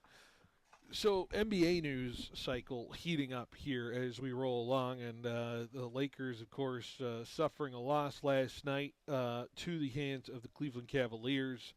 Boy, what a rout that was last night. Did you catch that game last night, Daniel? I didn't catch Cavs and it. the Lakers. I just seen Luka like going off the court when he was tripping.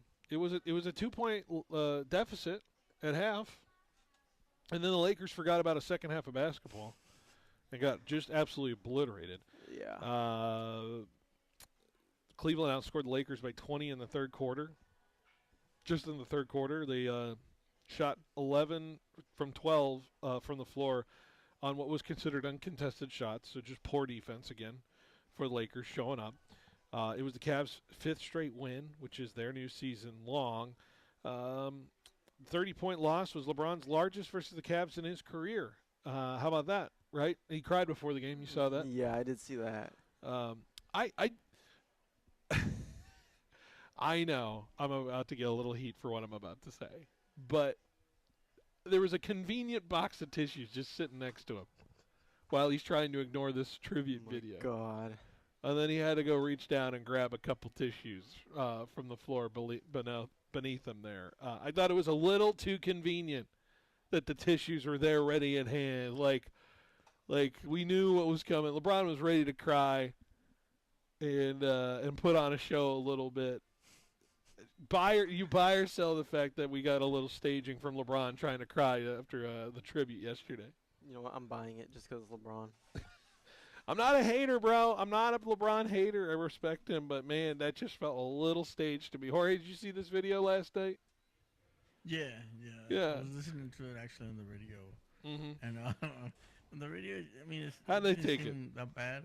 Uh-huh. It was it was just whatever. But when I saw the video, I was like, oh, I guess it's a little bit like, too dramatic, I guess, huh? Just a little dramatic, a little Hollywood to me, right? And, the tissue's there, and he's trying to hold it back, and he's looking around, and suddenly he has to go reach for the jersey, put the face in the jersey. Suddenly there's a box of tissues nearby. It was well orchestrated, man. It was so well. This is the stuff he's always been, like, criticized for, because the whole thing with him choosing a place to go after Cleveland when he chose Miami and the whole thing that they did.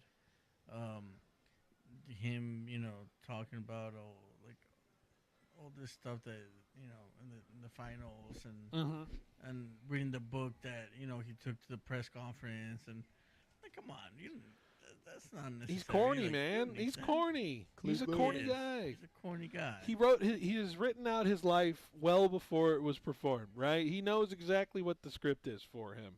And apparently on the script was 11 points. That's what was on the script for LeBron last night. Was 11. It was more than 10. 11 points last night.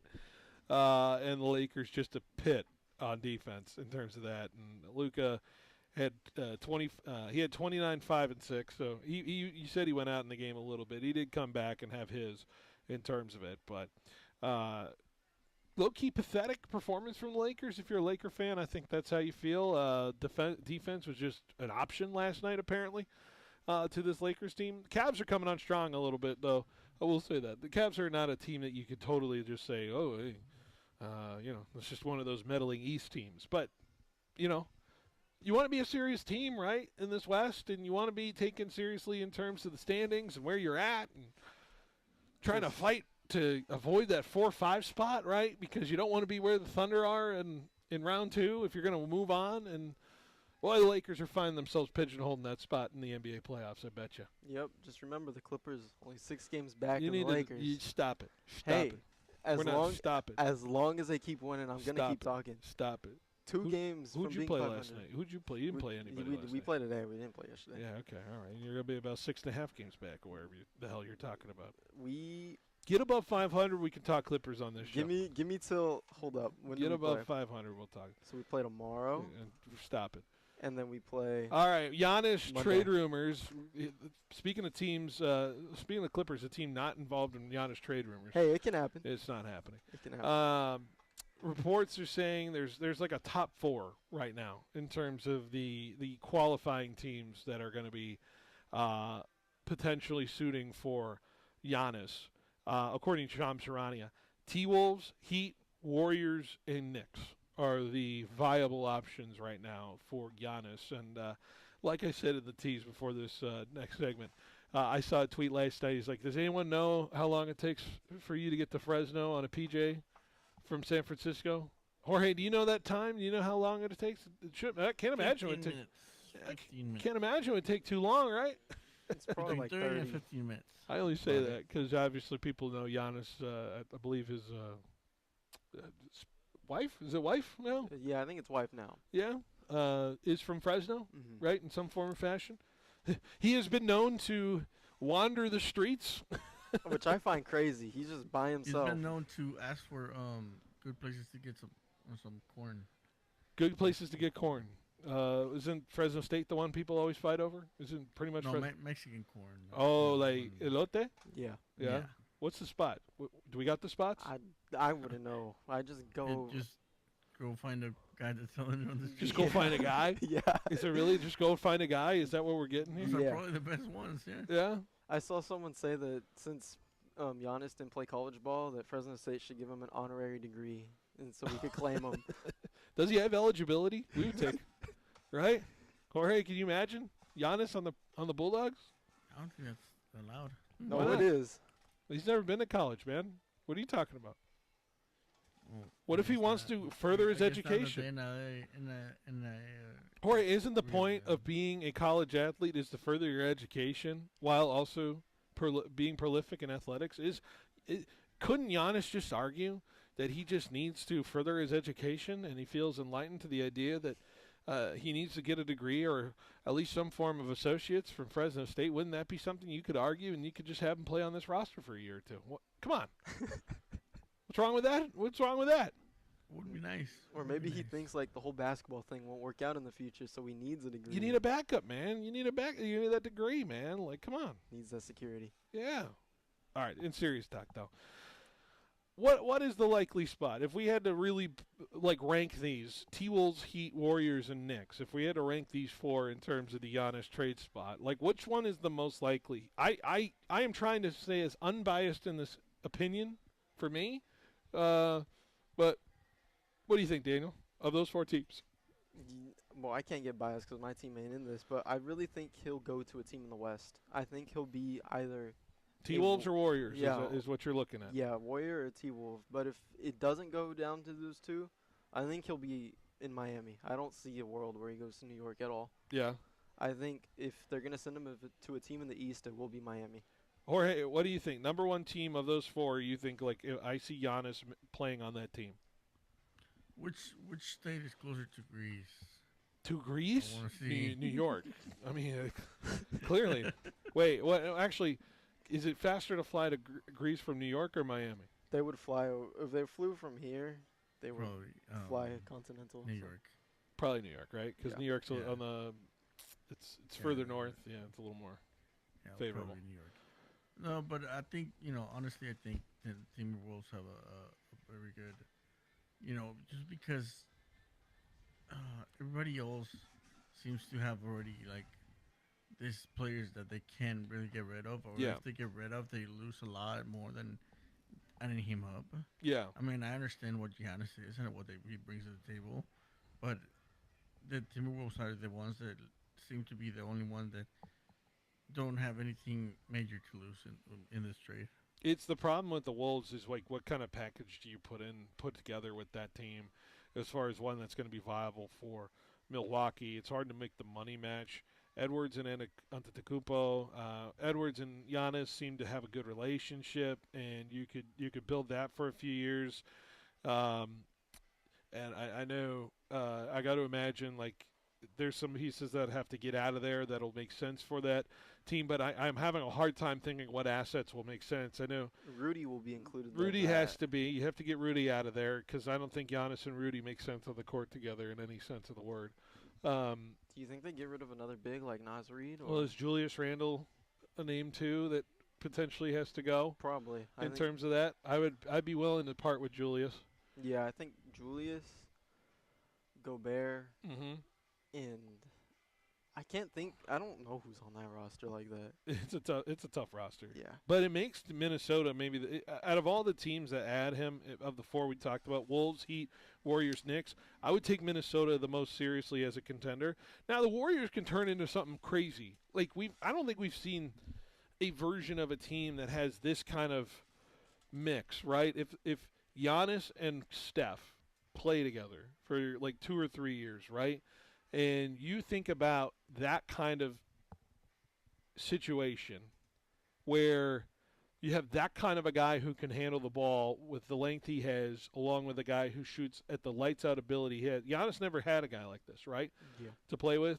And I'm trying to think of guys to kind of compare it to, right? Like a Victor Wembanyama who doesn't have like a lights out shooter guy with him, right? In terms of that, like, I don't think we've ever seen a version of a basketball team that looks like it. And so I know I sound like I stump for the Warriors all the time, but like if I want to think of the basketball sense of it, I think out of all the teams, the Warriors seem like the most fun to add Giannis. Like, Definitely. right, if you just objectively look at it, isn't it the most fun team to kind of just think about to have Giannis on the roster to take out all of your feelings about the team itself? But I mean, you got to believe that I feel like the Warriors are like the team that's most entertaining when you add Giannis.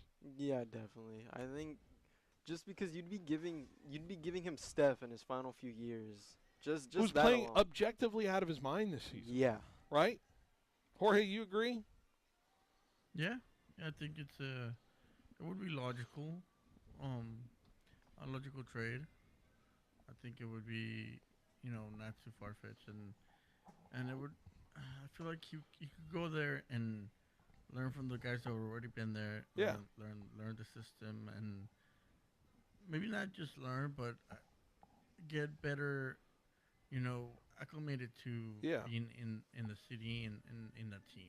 Well, there's Kuminga, piece. There's Butler, Pods, Pajimski maybe as a piece, and some picks, and it's kind of like the core.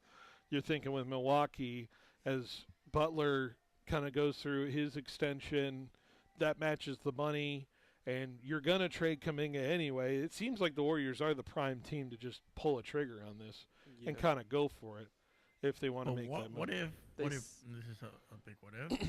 Yep. What if the Kings come in here and make a move? My God. The Kings, what if the what Kings if could it's offer a their big- entire roster and the big- Bucks would decline big it? What if, I'll say Sacramento's closer to Fresno than. Are you trying to sell San Maxime Francisco. Reynaud as like the next Şengün? Like, what are we doing here with the Kings? Like, Oh my God. I'm just saying. Hey, Oh my God. It's a what if. think about What it. if? You tell that to the right person, they might believe you. In terms of it'd be dangerous thoughts going through there. If I had to rank it real quick, I think the likely spots is Warriors, then Timberwolves, then Heat, then Knicks. If I had to go quick ranking there. Yeah, I'd give it Wolves, Warriors, Miami, Knicks. Yeah. Jorge, any Yeah, agree? I'm with that. I'm with Daniel. You're with Daniel there? Okay, Wolves at the one spot, Warriors at the two. Should be interesting. Or it may not happen. Or there's the option it just may not happen, and Giannis is sitting there for another year wasting away. So, who knows? I don't know if it might not happen because he's asked for a couple. You can times. ask for anything, Jorge. Come on. Yeah. I want a new car. Doesn't mean I'm getting a new car. I want a new job. Doesn't mean you're getting a new job. I mean, man, I don't know. It's how not much I happening. wanna have. Yeah. So, True. all right, let's take a break. When we come back, we wrap up hour number 2 next on 1430 ESPN. We started like you, a small team with a big dream to serve the Valley. 20 years later, FFB Bank is still proudly backing businesses across California and beyond. We've learned a lot about what it takes to grow, and now we're using that experience to make things easier for you. With our Switch and Save offer, we'll cover up to 90 days of payment processing, provide no-cost equipment, and offer competitive rates so your business can keep more of what it earns. And behind it all is a local team that truly understands your goals and is ready to help you reach them. Make the switch, save with FFB. Visit ffb.bank to get started. Member FDIC, Equal Opportunity Lender. Everyone loves shopping online. Well, I'm going to tell you what I tell my golf buddies when they buy clubs. Stop searching for coupon codes. Download Capital One Shopping to your computer. Capital One Shopping instantly searches for available coupon codes and automatically applies them at checkout.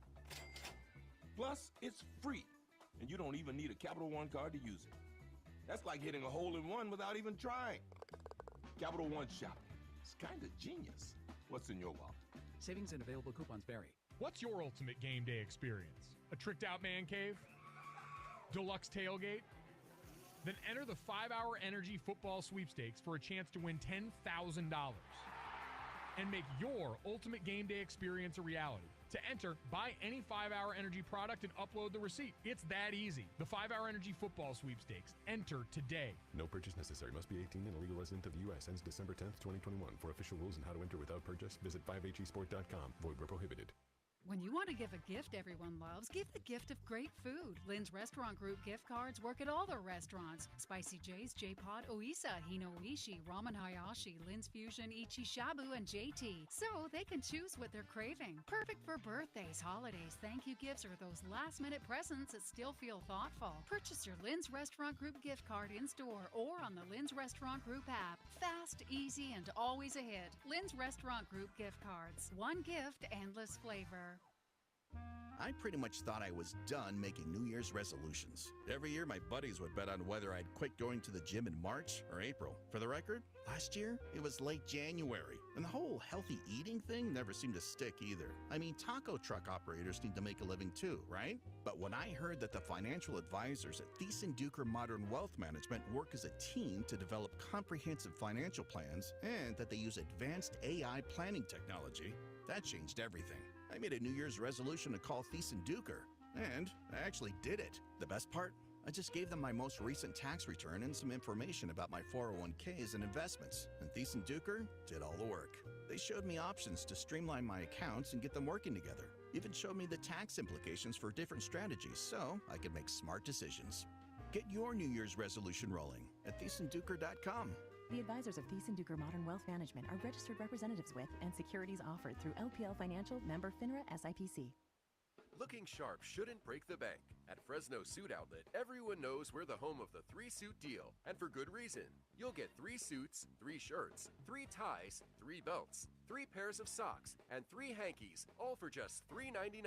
And shoes start at just $39.99. Now at their new location, 5135 North Blackstone, just across from the original spot. Same incredible deals, same unbeatable value. So why shop anywhere else? Fresno Suit Outlet. Check out the new location today. Basketball is in season at Fresno City College. Come cheer on the Rams, both men's and women's teams, and support local hoops talent right here at FCC. From tip-off to the final buzzer, Rams basketball brings fast-paced action and exciting moments worth watching. Want to catch the next game or check out other upcoming spring athletic events? Visit FCCRams.com for basketball schedules and the full lineup of Fresno City College spring sports. Get in the stands and support the Rams. Fresno City College Athletics, bringing the action all season long.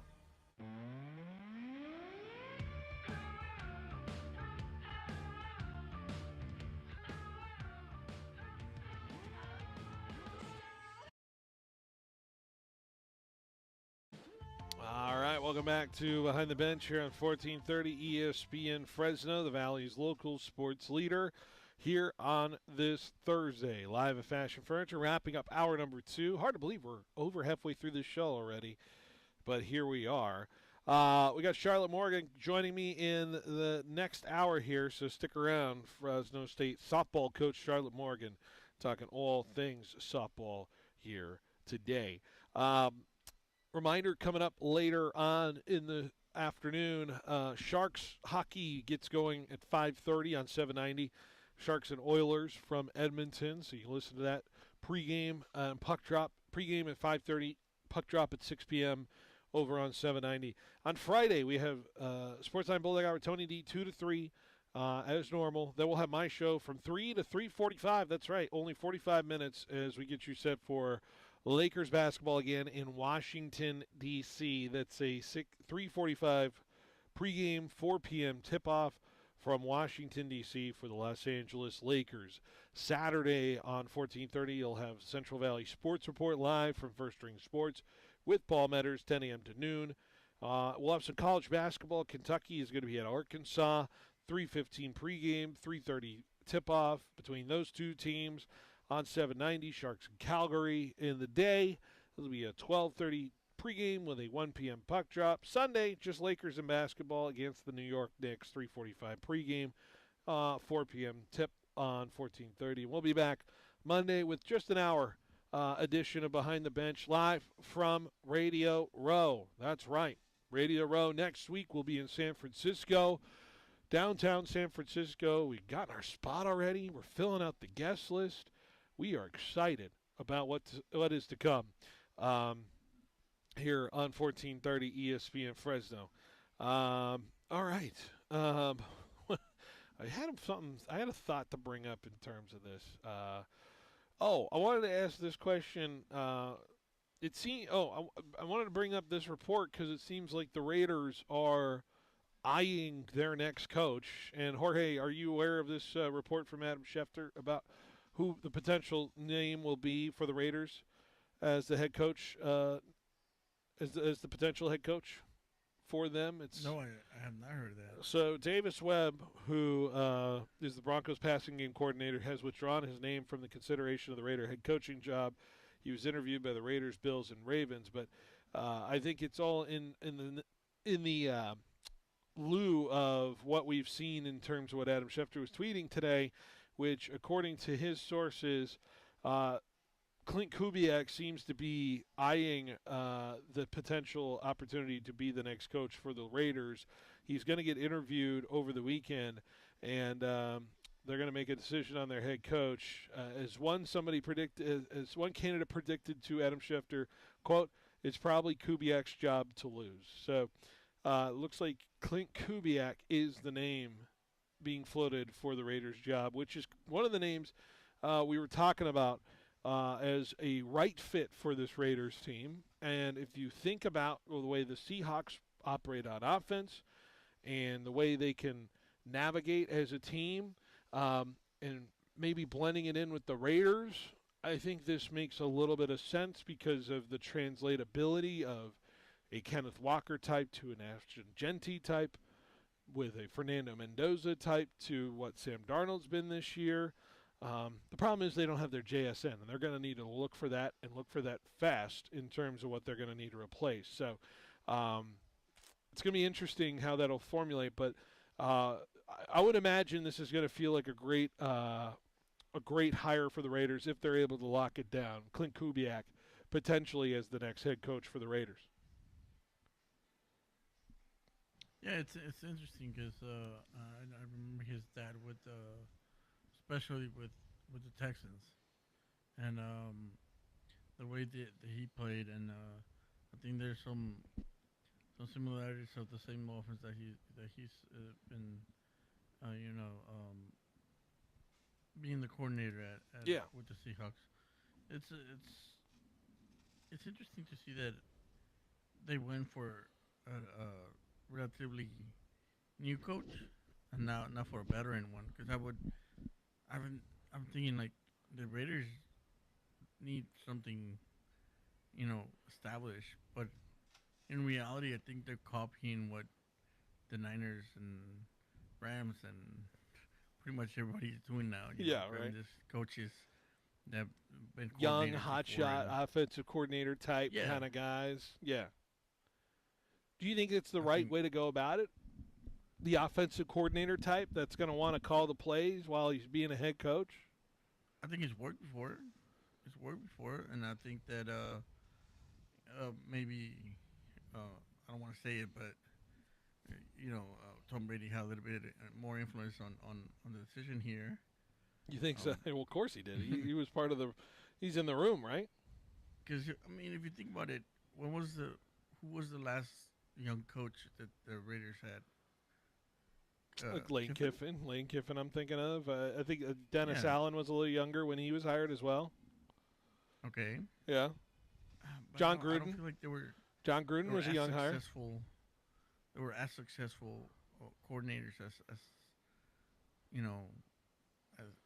this coordinator. Of course not.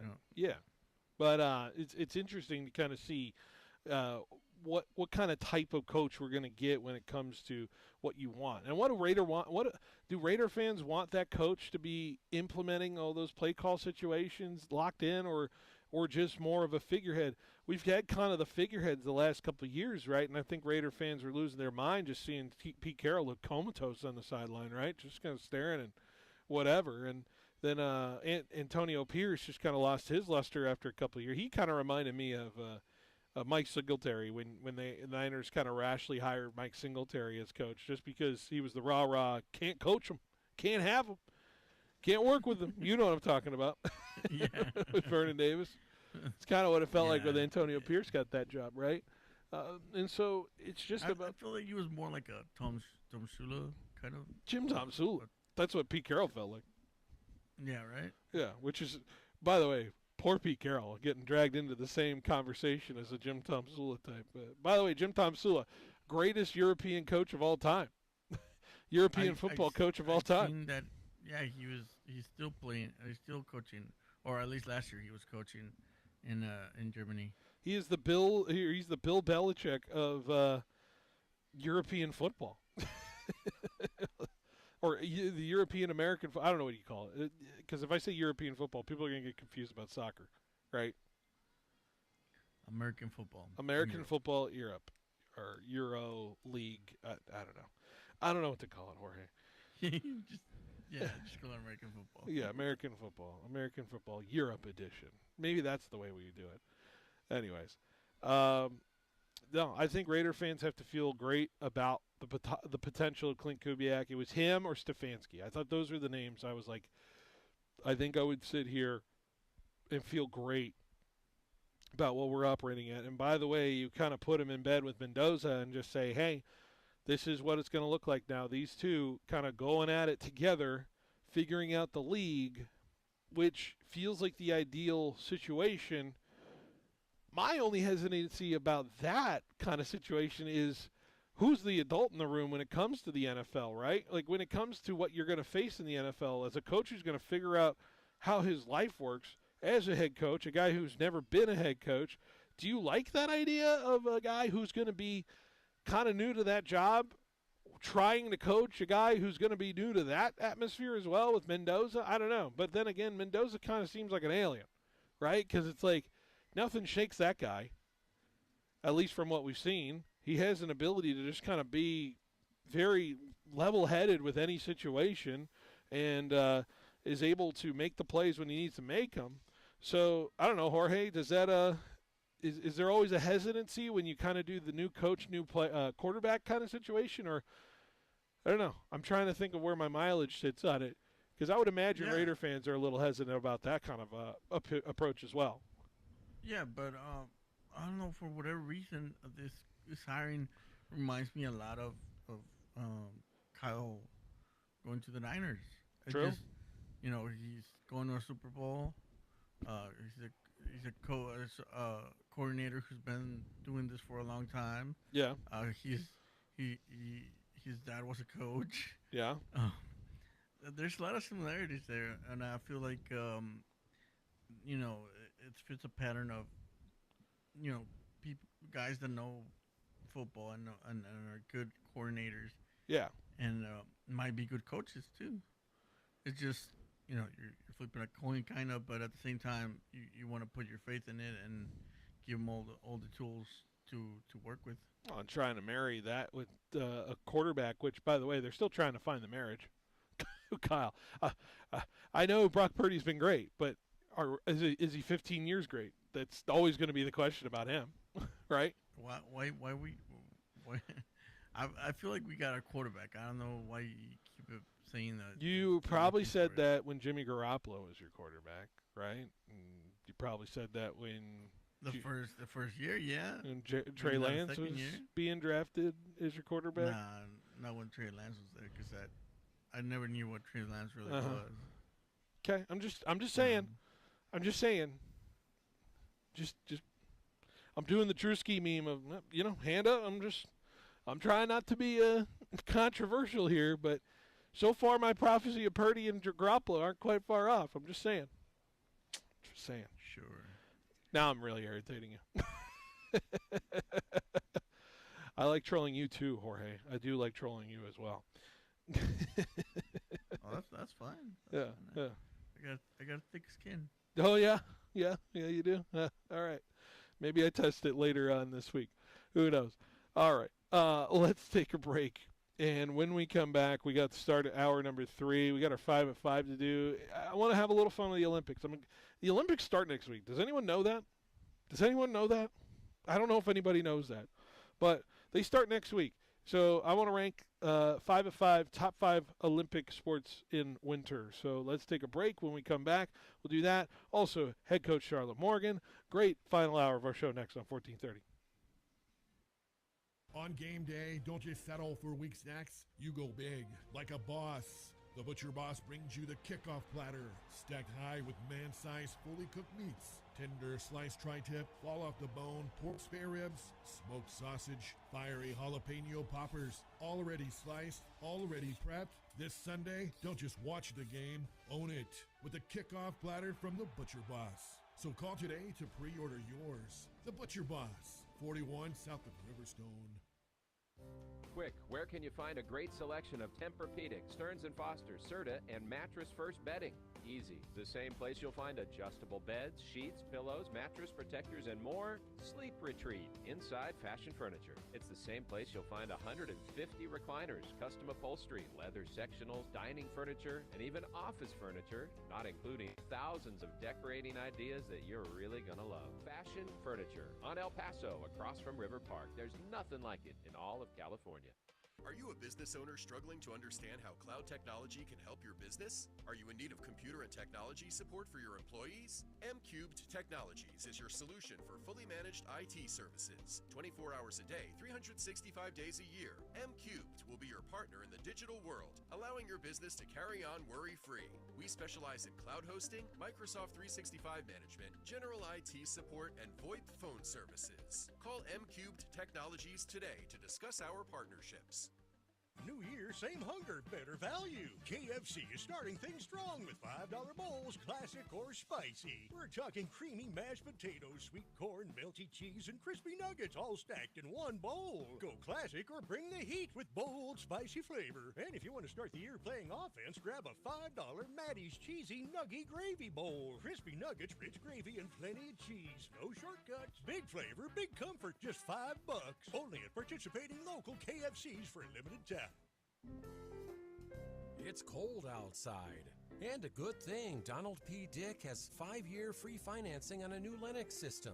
That's 0% financing and up to 30% energy savings. This isn't a system that costs. It pays. Get 54 years of experience, 12 People's Choice Awards, and Lennox, the best-selling system in the Valley. Affordable, high-quality Lennox. And 5 years of free financing from Donald P. Dick. Call 255-1644. Welcome to Banyan Tree, Fresno's favorite dispensary. Voted 2025's Best of Central California's People's Choice Award. Need some healing and relaxation? From flower to edibles, concentrate to vapes, we've got top shelf products at down-to-earth prices. Whether you're a seasoned smoker or just kinda curious, our knowledgeable staff will help you find your perfect match. So climb the Banyan Tree and see how high you can get today. Order ahead at banyantreefresno.com for quick and easy pickup. Banyan Tree, rooted in quality, grown in Fresno.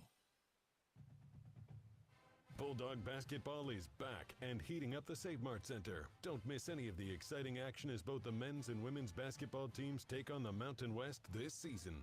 Make sure to bring the whole family to root for your hometown Bulldogs as they compete for that Mountain West championship Fresno would love to bring home. Tickets start as low as $5 for select games. Grab them at GoBulldogs.com today, and we'll see you at the biggest party in the Valley. Go Dogs! Get in the zone, AutoZone. Brian's headed to the basketball court, but he's sick of this check engine light. So he goes to AutoZone for the free Fix Finder service, Welcome to AutoZone. What are you working on today? where a friendly AutoZoner reads the light in just a few minutes and gives him a detailed report, No big, just a loose gas cap. and gets him to the court with a tight gas cap and tighter defense. The free Fix Finder service at AutoZone. No hassles, just help. Get in the zone, AutoZone. Restrictions apply. Your home of the San Francisco 49ers, 1430 ESPN, the Valley's local sports leader, KFIG Fresno. ESPN NBA insider Shams Charania reported two-time league MVP Giannis Antetokounmpo is ready for a new home ahead of next Thursday's trade deadline, and teams have made aggressive offers to the Bucks, and the Bucks are starting to listen.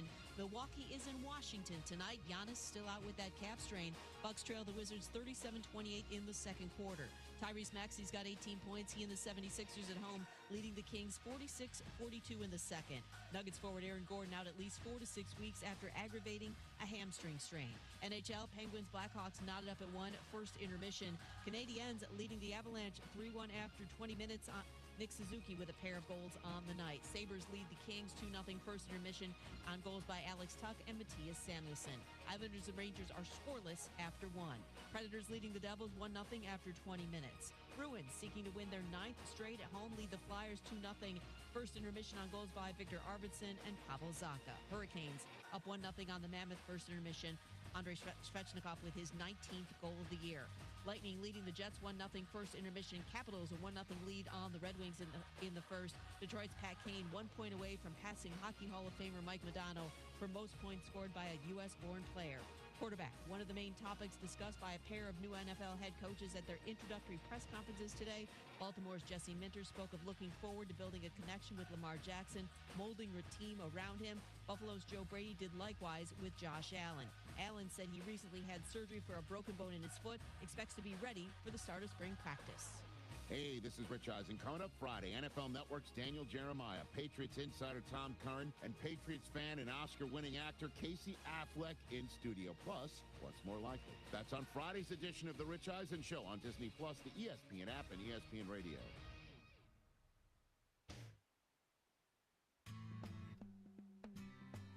He's got the knowledge. Because once again, I have to come on there and talk about how right I am once again. In anything that it comes to sports. He's got the questions. I'm going to lose it. Are you kidding me? What are we doing here? He's got the guests. 20th head coach in Fresno State history here, Matt. Is it hard to believe sometimes still 20th head coach here in program history? It's all moved really quickly here over the course of the last 5-6 weeks, but super excited to be here. Phil Bonatti is the voice for the Central Valley sports leader.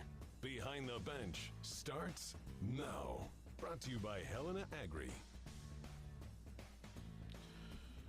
That's right. Behind the Bench here on 1430 ESPN Fresno, the Valley's local sports leader, here on this Thursday afternoon here at Fashion Furniture. Good to be here. One more hour before we sign off at 6 o'clock and head on out. Of course, over on 790 at 6 o'clock is the puck drop between the Sharks and the Oilers, so I encourage you to switch on over and listen to some Sharks hockey. They're good, man. It's a good team who is ready to make some noise. They've been making some noise. What are we talking about? They've been making so much noise already. It's not even funny. But they've been getting rolling here last few months. But reminder here at Fashion Furniture right now, when you buy a Nautica mattress at Sleep Retreat inside Fashion Furniture, not only do you get the cooling technology, the multi-layer memory foam, and practical features like a removable washable cover, but you'll get a second mattress for free. That's right. You buy one, you get one free. If you only need one mattress, though, you can get the 33% off as well. Nautica mattresses offer high-end luxury features at affordable prices. Nautica is a great option for your kids' room, second bedroom, or master suite. Buy one, you get two at Sleep Retreat, or just take 33% off if you need one. During January, Nautica mattresses start at just $698. Test rest a new Nautica mattress. You're going to love it. You're going to especially love the second mattress at no cost. It's a New Year's resolution that'll have you sleeping like a baby. 6 mattresses from American-made Nautica, all available with the exclusive buy one, get one free offer at Sleep Retreat inside Fashion Furniture. Nothing like it in all of California. Okay. Reminder, Lee's Air Hotline, 559-320-1430, the way to reach our show, 559-320-1430, the way to reach our show. One more hour, like I said, coming in. Jorge, are you excited for our 5 of 5? I feel like nobody in the world knows what's happening with the Olympics in a week. Like, nobody, I don't know if you saw announced, but one of our local media superstars here in town is going to be in Milan, Italy. Do you know this, Jorge? We have media superstars. Can we call her a superstar? Angelique. Oh, friend of the show. Friend of the show, Angelique. She's a superstar. Come on, right? Of course. Yeah. Yes. So, I guess she's in Milan for the Olympic coverage for Nexstar media. So congrats to Angelique. I just wanted to give her a special shout out. I know that's an awesome assignment to be able to get to go. And so hopefully they have a good time and enjoy themselves. And I don't know what the time difference is. I think we just established it as 8 or 9 hours. So probably already off in wherever. Maybe they haven't left yet. I don't know. But I have no idea what the assignment is, but that's exciting stuff. Anyways, are you hyped up for the Olympics, Jorge? Are you hyped up? No, I am not. Do you only get up for the summer, man? Honestly, Summer games is the only thing you get after? Are you not? Yeah. Are you just not an Olympic guy? It's just there's no sports there that I really enjoy or like Wow. frankly care about. So this 5 of 5 is really going to be difficult for you, huh? Isn't it? Somewhat. Well, maybe my 5 of 5 could help you get excited for a sport, right? Get excited for this Olympic Games because I'm a sucker for the Olympics. I watched it when I was in college. My friends and we locked in on the Olympics. I remember 2012. I remember 2014. 2018, 22. All the different kind of sports and all the different games that were going on. I love February being the time to have the Winter Olympics. It just feels right, and I'm excited for this one. So, Jorge, are you ready to do the 5 of 5 here? Do we got the imaging? Let's do it. Let's do it. 5 at 5 with Benatti is brought to you by FFB Bank, Fresno Forward Banking. What does FFB mean to you? That's right. Jorge, you have a list, right? We can bounce back with each other. Do you have a list prepared? We got a list. You do have a list. All right. Good to know. I did my homework. All right. Let's start with number 5 real quick. Number 5. I'm going to start with biathlon. I think that's an interesting sport. It feels like I know it takes forever to kind of watch it through, but I love the idea of the skiing, the trekking. You have the gun to kind of like get all the targets and make sure you're on target with all that. And I love that there's like a little penalty loop you have to take if you miss a certain amount, and it kills your time. And I know all the Nordic countries are just amazing at it. I don't know. Anytime there's an American involved, I get really hyped up for it when it comes to that. But I think the sport's fascinating. I think it's an interesting setup. And I could get mesmerized just kind of watching people go through a course that's set up for that. And I'm very fascinated by biathlon. So biathlon has this nice like hypnotic draw to you where you can kind of just watch it and observe it for hours. So that's why I like it. What about 5 for you here, Jorge? My 5 is going to be short track speed skating. Okay. All right. Which is not a lot of people know about, but definitely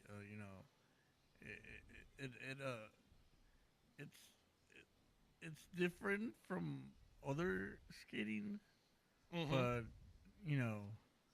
I never seen a Mexican do Continue. Come on. In short track speed skating, but yeah, I think I would enjoy it watching it. Okay. Yeah. All right. Let me tell you, because it's up higher on my list, so I'm gonna save my thoughts on short track speed skating until we get there. Let's go to number 4. Number 4. I got bobsled. It's solid. It's a good sport. It's a solid sport, man. Bobsled is so much fun. The guys in the tandem and the team and all of them trying to get in, and then you got them all leaning each certain way and making sure they go, and the precision and the pinpoint nature of the sport where exactly they take a turn at a wrong kind of way, and then it shaves off about a second of their time and they don't get the right momentum going down the hill. I think bobsled's fascinating, but I love it when it's a disaster too, like when I'm talking about like 1 or 2 guys just don't make it into the sled, and oh no, here we go, and it's just like 1 or 2 guys navigating the thing. Bobsled's so much fun. I enjoy it, and I think a lot of people enjoy it as well. Yeah, I like bobsled. I have them a little bit higher on my list. I think my number 4 is snowboarding. I like it. I like watching it. That's probably one of the sports that I actually do sit down and watch in this Olympics. And I think that it's entertaining. I liked it more when the pros kind of came in, because it used to be like amateurs. Yeah. But then the pros came in, and I think that made it a lot better. It's just there's a difference. So Of course. Now you're yeah. talking about, are you talking like snowboard cross? Because that's a good one. Or like the snowboard, like where they just get them going down a half pipe and they do tricks. Both. I think. Well, the main one that I sit down and watch is like the half pipe where they do Yeah. the tricks and then they Okay. go, down the whole half pipe. But I think the other one, it's entertaining too. But we all sit down to watch them go down the half pipe. We all, so you get a whole crew watching, your whole crew locking in, or Yeah, it's just me and. Yeah, it's just me. Okay. Really. It's a collective we, is that what you're saying? Collective we. Yeah. All right, let's go to number 3. Number 3. I got curling here. I know this is a little bit of a controversial one because I think some people may think curling's a little bit slow or it doesn't have quite the fast action. But let me tell you, the draw of it is you have the tension build of curling, and if they have the right go about it, right, the right speed, the right ability to kind of knock it out, whatever stone they throw in terms of it. And also, it feels like the sport where it can be really an everyman or everyone kind of thing, where whoever is in that sport feels like they can pick up that sport. And I know I'm not trying to shortchange the Olympians because I think they're legit good at what they do, but feels like the only sport where you could add a couple beers and it wouldn't really change much for the result in terms of it. So I love curling. I locked into the U.S. curling like 8 years ago when they were winning a gold. So I'm ready for it again, and it's a heck of a sport. Yeah, I like it too. I think curling's a little bit higher on my list, but I got here on I got bobsled. All right, bobsled. there you go. I loved it. I loved it since you were watching the Olympics like this year. Because you never watched the Winter Olympics. No, I watched that movie. Jamaican bobsled. Cool Runnings. Cool Runnings. Cool Runnings. Yeah. Yeah. When I watched that movie, then And I they got have a interested in bobsled it. team, man. Jamaica's still rocking one. Yeah, they still rocking it, and I Yeah. think that's pretty cool. And I've been watching it, and I've been a fan of Jamaica's bobsled since then. There you go. And since the '90s, that one and the biathlon's probably the ones that I've seen the most. Yeah. Really. Of course. But I enjoyed the. Yeah. All right, let's go to number 2. Number 2. Number 2 for me, and this even might be a surprise to people who know me, who are listening to me, but I think I got to put ice hockey here. Both men and women, ice hockey, nothing better. Of course, it's kind of maybe the most known sport out of everything in the Olympics when it comes to it, but nothing better than wearing the sweater of your country and getting ready and rumbling for about a couple weeks for a medal. It's an awesome sport. I don't know if we see fighting happen generally in the Olympics when it comes to hockey, but man, it's going to be intense in terms of the rivalry, in terms of the teams that are going to be battling in it, the star power in it, the tournament style. People love ice hockey in terms of the Olympics, and I love it as well when it comes to that. So I am hyped up for ice hockey, but I only have it as my second favorite sport in the Olympics in the winter, but you'll know why when I describe number 1. But ice hockey sits at number 2. Yeah, I actually agree with you on this one. Hockey is my number 2 too. I feel like it's the one sport that I've seen not only on the Olympics but outside the Olympics, and I watch it in the Winter Olympics, and I enjoy the rivalry between the Russians and the Americans and the Canadians. Yeah, because they all play in the same league, and sometimes they're like teammates, but then they go around and then they go when they go to the team sports, it's a little bit different, and you could tell they know each other and they know like there's kind of a little bit of a difference there when they play, and it's interesting nonetheless. Oh, absolutely. Hockey rules, man. But I think there's only one sport above it. And why don't you give me the number 1 sound there? Number 1. And you put it on your list, Jorge, and I have it at number 1. It is short track speed skating. When you want to watch carnage, when you want to watch chaos, when you want to watch anything could possibly happen, anyone could possibly win, let me tell you, short track speed skating is a sport for you. It is high action, high volatility, people bumping into each other. There's decorum, there's etiquette, there's passing, there's speed, there's stakes, and it goes by fast. There's a lot of yelling, a lot of action, a lot of energy. Man, short track speed skating can absolutely rule when it rolls into it. So I love it. That's my number one sport, the Winter Olympics this year. That's what I'm going to go as my number one selection. Yeah, and also the last one could be the first one, and the first one could be last. Of course. That is the craziest. They're like one of the craziest races like that. Exactly. But I think mine, I have biathlon. Okay. And, wow, you flipped it. Our 5-1 is flipped. That's right, right? I didn't realize that. Oh. But yeah, biathlon, just because they shoot people. They don't well, shoot not people. What are you doing? They don't shoot people. What are you they talking shoot at about? things. They shoot at things. All right. What kind of Olympics are you watching?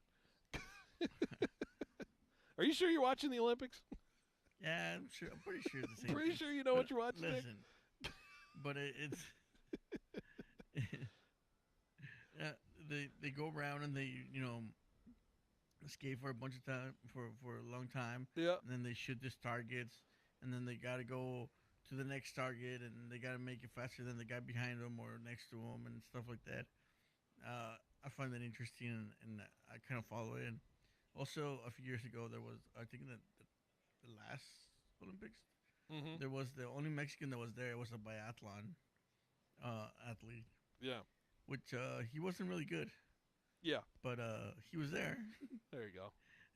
So yeah, I like it. I enjoy it. All right. Well, there you go. There's your 5 at 5. That was Phil's 5 at 5. Great list.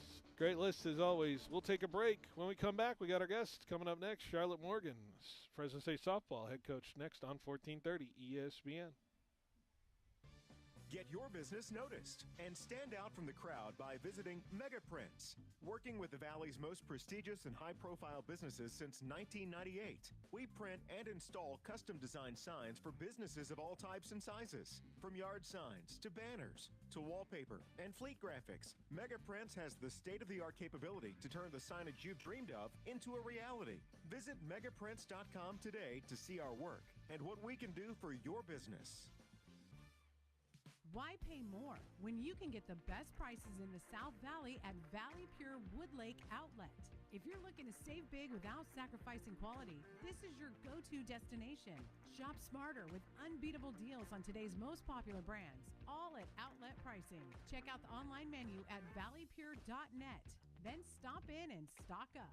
Valley Pure Woodlake Outlet. Enjoy extended business hours at Valley Pure Tulare, now open daily from 8 a.m. to 10 p.m. Citizens Business Bank is a proud sponsor of the Fresno State Bulldogs. Hi, I'm Susan Woosner, Senior Vice President and Manager of Citizens Business Bank in Fresno. We proudly support California's thriving small to medium-sized businesses. Our relationship-based approach and straightforward business model set us apart in the financial services industry. We are a banking partner that understands your industry and your company. Whether you're expanding operations or planning for the future, Citizens Business Bank is here to help ensure your banking experience is smooth, convenient, and aligned with your success. My team strives to build long-term banking relationships by getting to personally know you and your business, and then providing you with a wide array of powerful solutions customized to your unique financial needs. Visit cbbank.com to learn how Citizens Business Bank can help contribute to your success. That's cbbank.com. Citizens Business Bank, N.A., Equal Housing Lender, member FDIC. Food lovers, better tastier Mediterranean food at a fast food price is finally here. Aleppo Kebab is now open on Blackstone and Sierra near the DMV in Fresno. No flight required for a taste of authentic Mediterranean and Middle Eastern flavor made the traditional way. Visit Aleppo Kebab this Saturday for the grand opening from 11 to 9 and receive a free dessert while supplies last. And enjoy Fresno's newest Mediterranean sensation yourself. One bite and you're hooked. See you this Saturday from 11 to 9 for the grand opening of Aleppo Kebab, Blackstone and Sierra near the DMV in Fresno. Get ready to turn up the heat. The new Zinger Chicken Sandwich is here at KFC. A crispy hand-breaded chicken filet seasoned just right and served hot on a toasted bun with cool, crisp lettuce and creamy sauce that hits every craving. It's bold, it's spicy, and it's finger-licking good. Whether you crave spice or just crave great taste, the Zinger delivers that delicious KFC crunch you love. Grab the new Zinger Chicken Sandwich at your local participating KFC today. Citizens Business Bank is a proud sponsor of the Fresno State Bulldogs. Hi, I'm Susan Woosner, Senior Vice President and Manager of Citizens Business Bank in Fresno.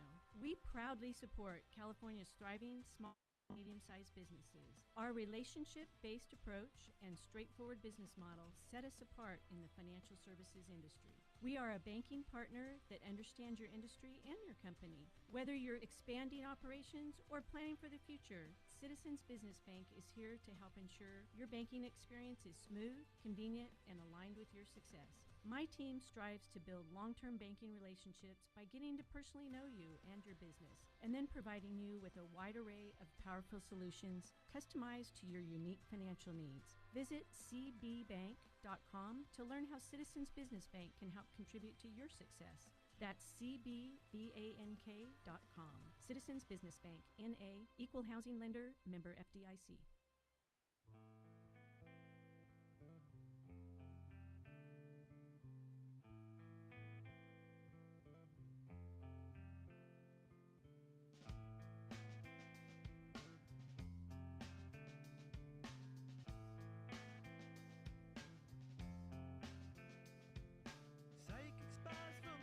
All right, welcome back to Behind the Bench here on 1430 ESPN Fresno, the Valley's local sports leader, as we get Coach Morgan mic'd up here as they walk to the stage, and we'll get you on mic here. It's good to have Coach Morgan on, and let me get your mic turned up there. Coach, good to have you. How are we doing? Good. Thank you for having me. I appreciate it. I know I should have warned you. Hey, coming up on you're the good. No, you're good.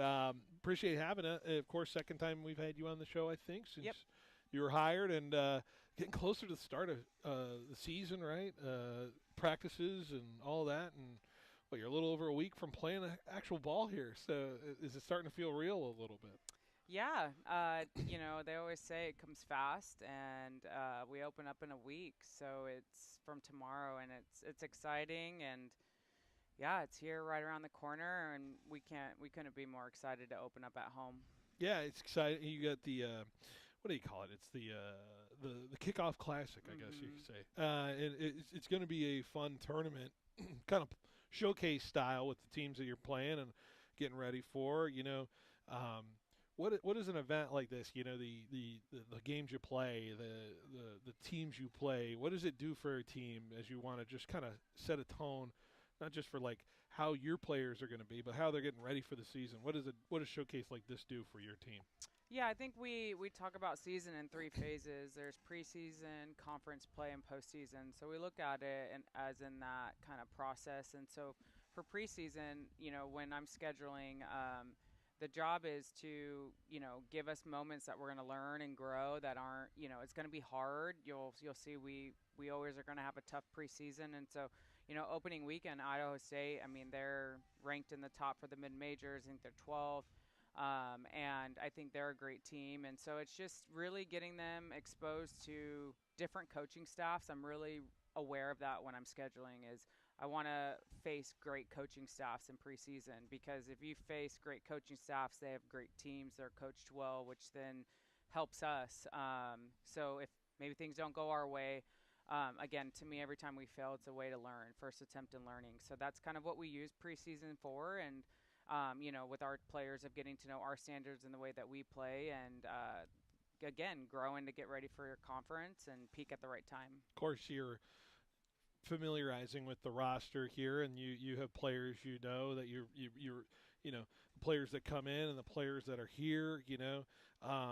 If you want to remind folks just kind of the makeup of this roster that you have, what has it been like building it through the off season and working with them here in this early phase of the season? Yeah, I think we're really lucky. We had 17 returners. About 2 to 3 have been starters. Then we had 4 freshmen, and then I brought a handful from CSUN with me, and then we sprinkled in, Alo and a couple other transfers around the country. So really for us was, just trying to make the best team that we felt like we needed. But a big key piece was we haven't seen a lot of them play, and that's obviously the thing that we did in the fall was getting to know them, getting to know our players, and as a whole, they've been great.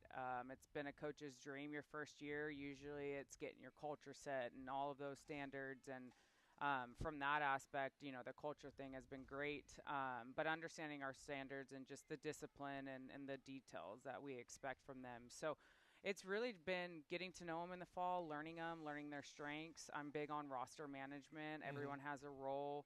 I love to use a roster. I'm very good with it. And so I try to get our players in that space of knowing, hey, you never know when you're going to be called.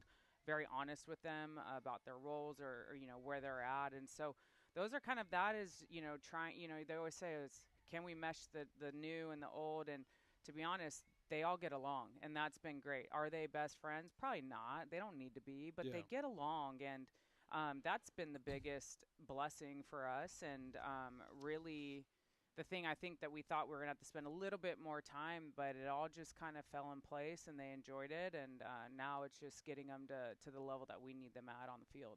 And you mentioned kind of the utilization of your roster, right? You want to use pretty much every bit and piece of it. And for this team and for the players that are going to, find their spots and be contributors where they need to be, how do you fight that?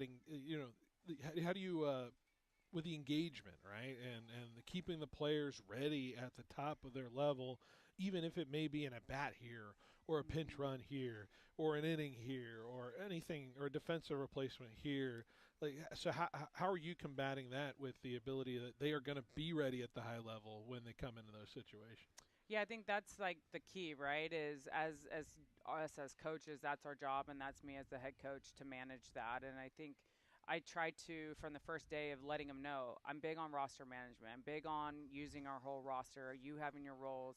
If you might not be happy with it, that's what I want, because then you're pushing the level, the standard, and you're rising us up. And so I think it's my job to be super clear about the decisions we make. They have to trust that it's not personal. I even went over that this week. It's not personal. There's no emotions involved. I'm a very, I would say, I'm very monotone, I'm very calm when I coach. I don't go too high or too low. And so that at the end of the day, I'm making the best decision for the team and trying to put them in the best spot to win. And I'm going to own it at the end of every game. And so, again, it's just spending a lot of time with them, getting to know them on and off the field, letting them get to know me. I think that's been a big thing. And they've loved it. They want it. And so when we have those tough conversations, I ask them if we're going to be in that space to have those tough conversations, we have to have that mutual trust. And so that's been kind of where we're at, and that's how we'll go through season. A lot of that is new for a lot of my current student athletes.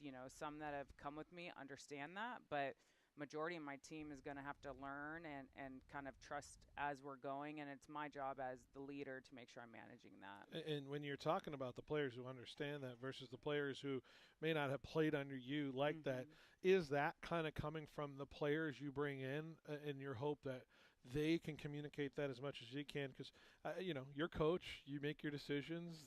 They only take it as far as whatever kind of your decision is. But I'd imagine it's whatever you have instilled with the players that trust you, what they can do to affect the players that haven't played with you, right?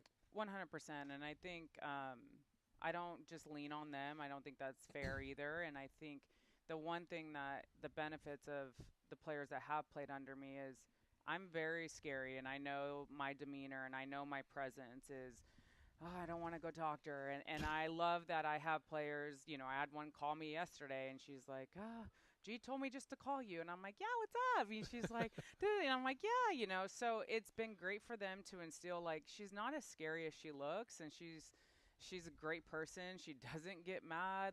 She's pretty even keeled, and I can always have conversations, and so they've been great to help kind of if they know some. There's been players that don't need that nudge, and I love it. Yeah. But there is going to be a handful, and so they've helped that. And I've also started now at this point of kind of using them as examples in practice. If they make a play and everyone's like, great, and I'm going to call it out to the standard, and I'm going to not. You might think I'm picking on them, but Yeah. I'm like, no, that's the standard. That's inning 4 of, we can't have that. Inning 1, 2, 3 when the dirt's good, but inning 4 through 7, we can't. That's not we're gonna have an error. And so, I've been starting to be more vocal about that as well, so that they know, okay, that's what what coach is talking about, and being able to have those uncomfortable conversations with me. Yeah, certainly. And it's interesting how the players have kind of, I'm sure this time where you're just kind of analyzing, you're thinking about what your lineup's going to be looking like in certain situations. You're thinking about the spots you're putting these players in. Are you still formulating that, as you haven't played a game yet necessarily on the record here? You've had your fall season a little bit, but outside of that, how much of it is still like up in the air for you? And is there a point where you want to lock something in at some point for you as well, or is it always going to be a constant evaluation through the season? Well, I think year-round, the evaluation's never going to stop. But year 5, it's not going to stop either. And so I think for me and for our team is kind of you want to go through preseason, and it's our job to see what the trends are off each pitcher in the circle. We got to see what the relationship with the staff is, the defense behind them, offensively. There's a lot of pressure moments. There's a lot of mentality things that go into games. And so there's those pieces that we can simulate and try to get out in practice or in the fall games. But those are still things that we're going to have to navigate. And so to me, that's what preseason's about. And I tell them every spot is open, and everyone every day has to keep putting deposits to earn their spots and earn their roles. And at the end of the day, it's building that trust factor, because as we go into conference and, you kind of hope things start locking down and you kind of start seeing where the pieces fit then we're raising our standards. And then at the end I want us peaking at the right time. I've had teams peak way too soon. And at the end of the day if we can do a good job as a coaching staff of managing them and getting them to their peak performance at the right time. And it's tricky. It's very hard. But I have 10 that can play, and sometimes it's 9. So, again, I think that's the part. And then ultimately is hopefully peak at the right time at the end of season, make our way into the conference tournament, and then it's anybody's championship right there, and that's where our EQ comes from. So, again, I don't talk about the end results and things like that, but it is kind of seeing how that's going to fit in the pieces, and then hopefully as we start seeing trends and seeing lockdown. But I'm not a coach I'm not afraid of change. Yeah. And there's a lot of coaches that are like, and I'm not afraid of it, because at the end of the day, what's going to happen? Like if it's not working, why not change it, right? But also I'm not going to just change it just to change it. Right. So again, I think it's just our job, and it's my job to make sure that I'm very clear as well with our coaches and our team of where we're going and why we're doing it, and keep us focused on what we need to be focused on. I know last year this team had a really, really good, really great pitcher and a player they could lean on. I know she left for, I believe it was Utah. But talking about just kind of the way you handle pitching and who is in the circle, is there going to be a kind of a bona fide ace that we've seen from this team like we do? Do you lean on someone individually to consume all those innings, or is there more of a committee this year in terms of who can step in the circle and provide those innings for you? Yeah, I think me as a pitching coach my whole career, but also as a head coach, is I believe in a staff. I think you look at that all over the nation.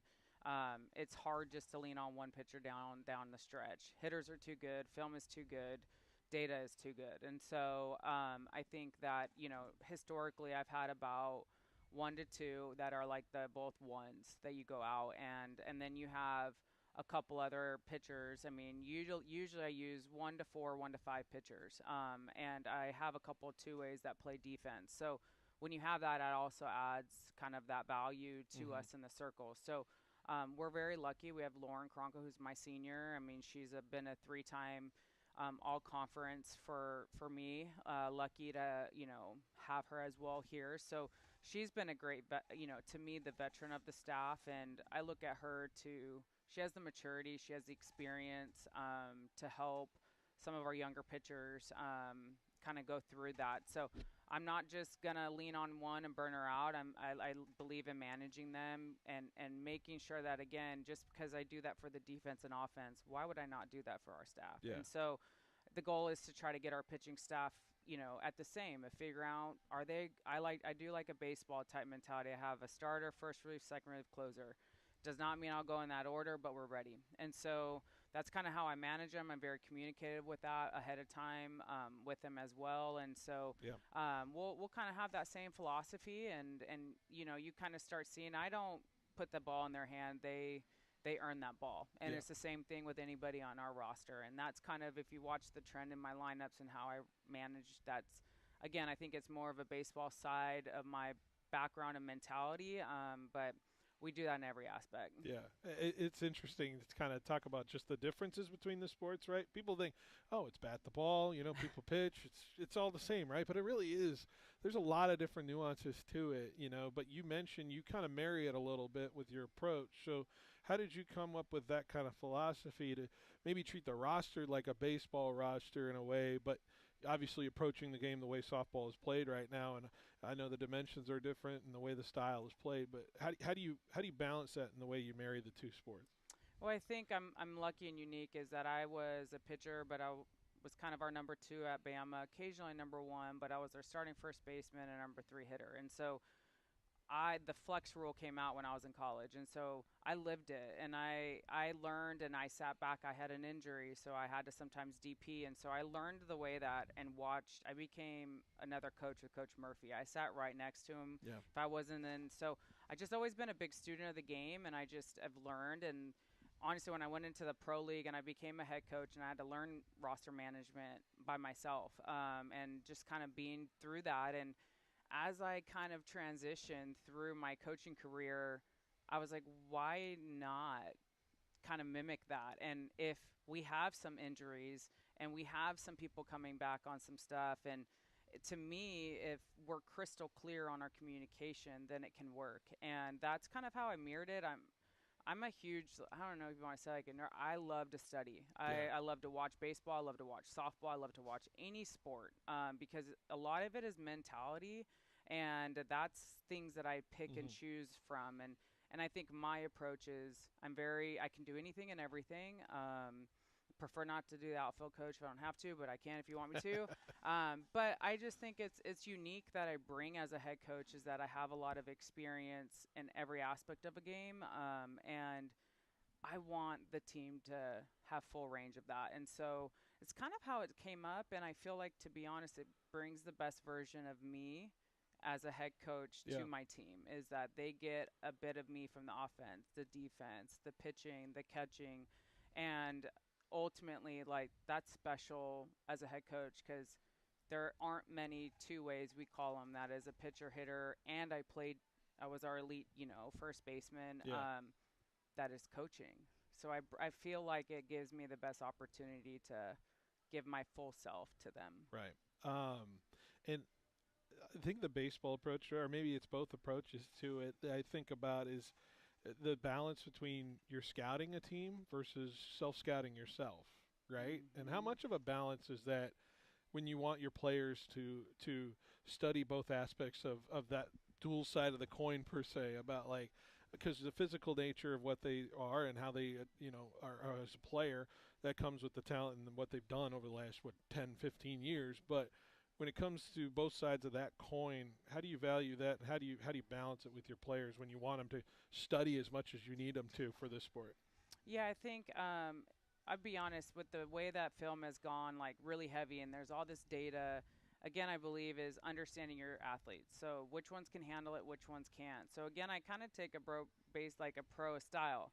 If they need it, great. If they don't, it's okay. Yeah. But they got to be prepared. So does that mean they trust me more? Did that mean that I need to say their cues more and things like that? Or does that get them in their head? And Because when they're self-scouting, you're usually telling them, hey, somebody's figuring something out of you, and that means you're not having a good, successful little stretch here. Is that kind of what the fear is when you say, maybe you should look at what you're doing here a little bit, right? Well, yeah. I mean, and think about it as a hitter. If you're like, man, her screwball's her best pitch, and the batting average is like a 1, but, man, that's your best pitch or your best spot, like, but we're just not going to swing at it. But, man, if that's the hitter's best, that's where her hot, like, I don't care it's her best. Like, we're going to attack. And so, again, I think it's finding that balance, and that's been a hard thing, I think, as coaches that we've navigated, because there's been a lot more technology and info given to us than we've ever had. And I love it. I think it's elevating our game, but it's definitely managing that. And so I kind of do that. We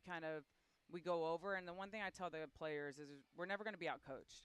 Okay, so it's our job as coaches to be prepared. It's our job to prepare our team. But then how I flip it is we're going to watch what we need, and I show them what they need.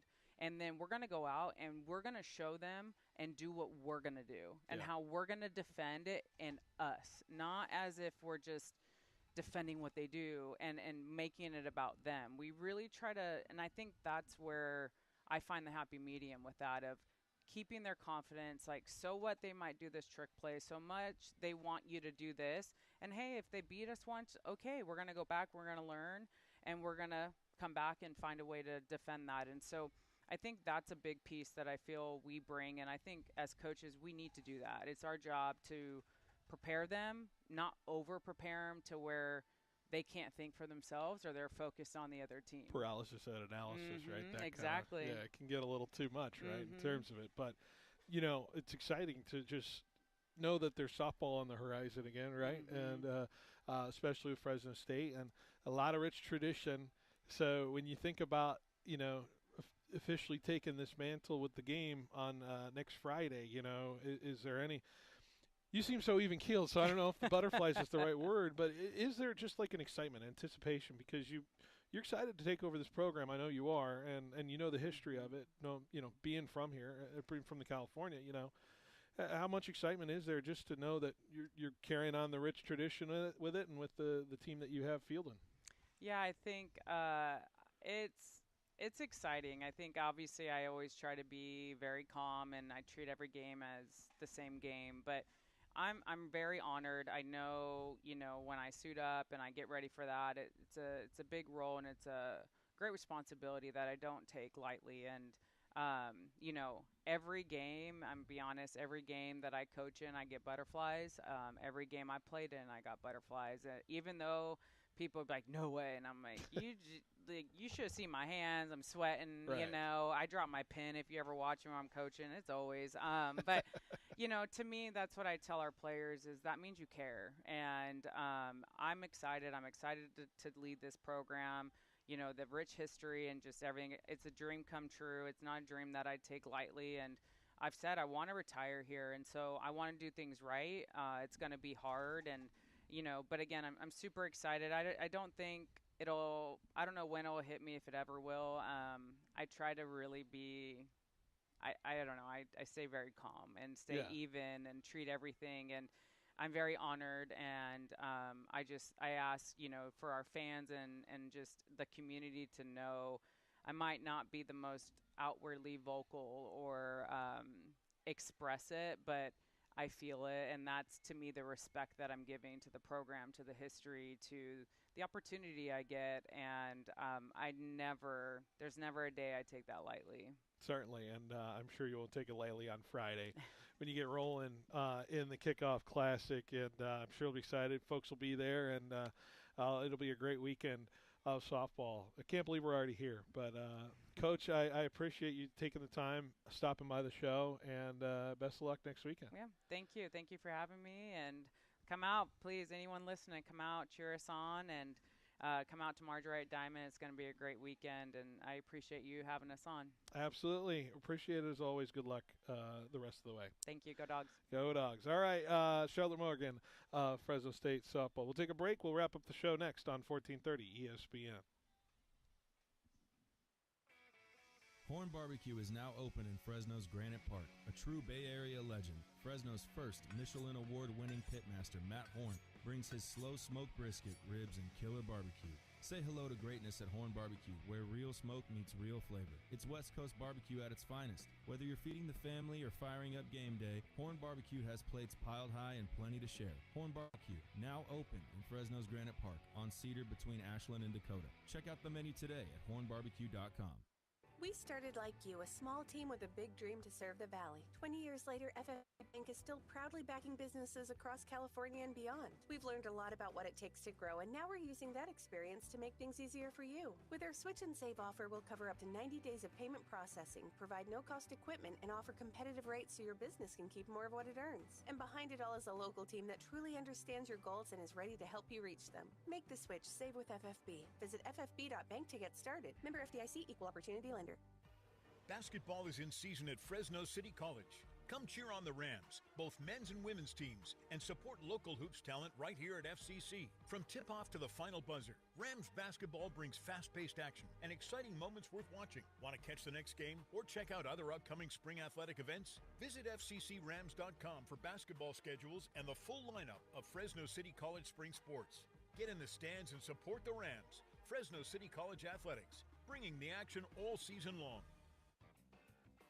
All right, Fresno, here's a name that's been winning for generations. Toledo's Mexican Restaurant, family-owned, traditional, authentic Mexican cuisine, and proudly Fresno's longest Mexican restaurant. That's championship legacy, served up for lunch and dinner. Swing on by Toledo's for happy hour, Monday through Friday, 2 to 5. Weekends from 8 to 10 a.m., $10 apps, $7 house margaritas, and $5 drafts. Toledo's Mexican Restaurant, 3 locations to serve you and your family. At Helena Agri-Enterprises, we're committed to helping you make the best agronomic decisions for your farm. That's why we combine cutting-edge technology with superior product. Helena's agri-intelligence solutions use in-depth analysis to identify potential problems in the field before they take root. Combined with a complete line of high-quality crop production and crop protection inputs, Helena has the tools to help you increase productivity, enhance performance, and maximize your return on investment. Contact your local Helena representative or authorized dealer to create the right plan for your farm with Helena Products and Agri-Intelligence Solutions. Quick, where can you find a great selection of Tempur-Pedic, Stearns & Foster, Serta, and Mattress First bedding? Easy. The same place you'll find adjustable beds, sheets, pillows, mattress protectors, and more. Sleep Retreat, Inside Fashion Furniture. It's the same place you'll find 150 recliners, custom upholstery, leather sectionals, dining furniture, and even office furniture, not including thousands of decorating ideas that you're really gonna love. Fashion Furniture on El Paso, across from River Park. There's nothing like it in all of California. Whoa, that's not supposed to happen. Sorry about that. When your club slips right out of your hands, that's your grip telling you it's time for new ones. And that's where Roger Dunn comes in. Through the month of January, they're offering free grip installation. Here's what you do. Bring in your clubs, pick your grips, and Roger Dunn will put them on for free. Now through the end of this month.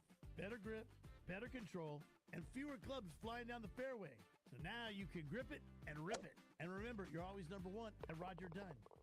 Everyone loves shopping online. Well, I'm going to tell you what I tell my golf buddies when they buy clubs. Stop searching for coupon codes. Download Capital One Shopping to your computer. Capital One Shopping instantly searches for available coupon codes and automatically applies them at checkout. Plus, it's free, and you don't even need a Capital One card to use it. That's like hitting a hole-in-one without even trying. Capital One Shopping. It's kind of genius. What's in your wallet? Savings and available coupons vary.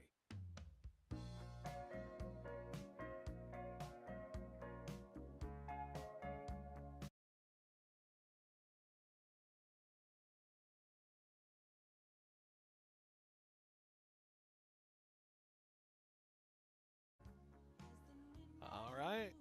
Welcome back. Behind the Bench, closing it out on a Thursday night. Just a few more minutes before we say goodbye and get you on your merry way this evening. Of course, reminder, switch over to 790 right after this because you got Sharks hockey. Sharks and Oilers throwing it down north of the border in Edmonton. Let me just talk a little bit about the Sharks real quick because they got a really key stretch here, I would imagine, for the folks. I'm just going to lay it out to you here. They got the nice win over Vancouver. Vancouver's a bad team. We know this. Edmonton, Cup team last year, a team in front of you, right? Or a team right around you in the standings. Feels like a team. If you want to kind of cement yourself a little bit into that playoff position before the Olympic break. Feels like Edmonton is a team you want to beat. So this will be a tough game tonight for the Sharks, but a winnable game, certainly. You got Calgary on Saturday. Pretty winnable game there, as they're a team that's down there in the Pacific Division.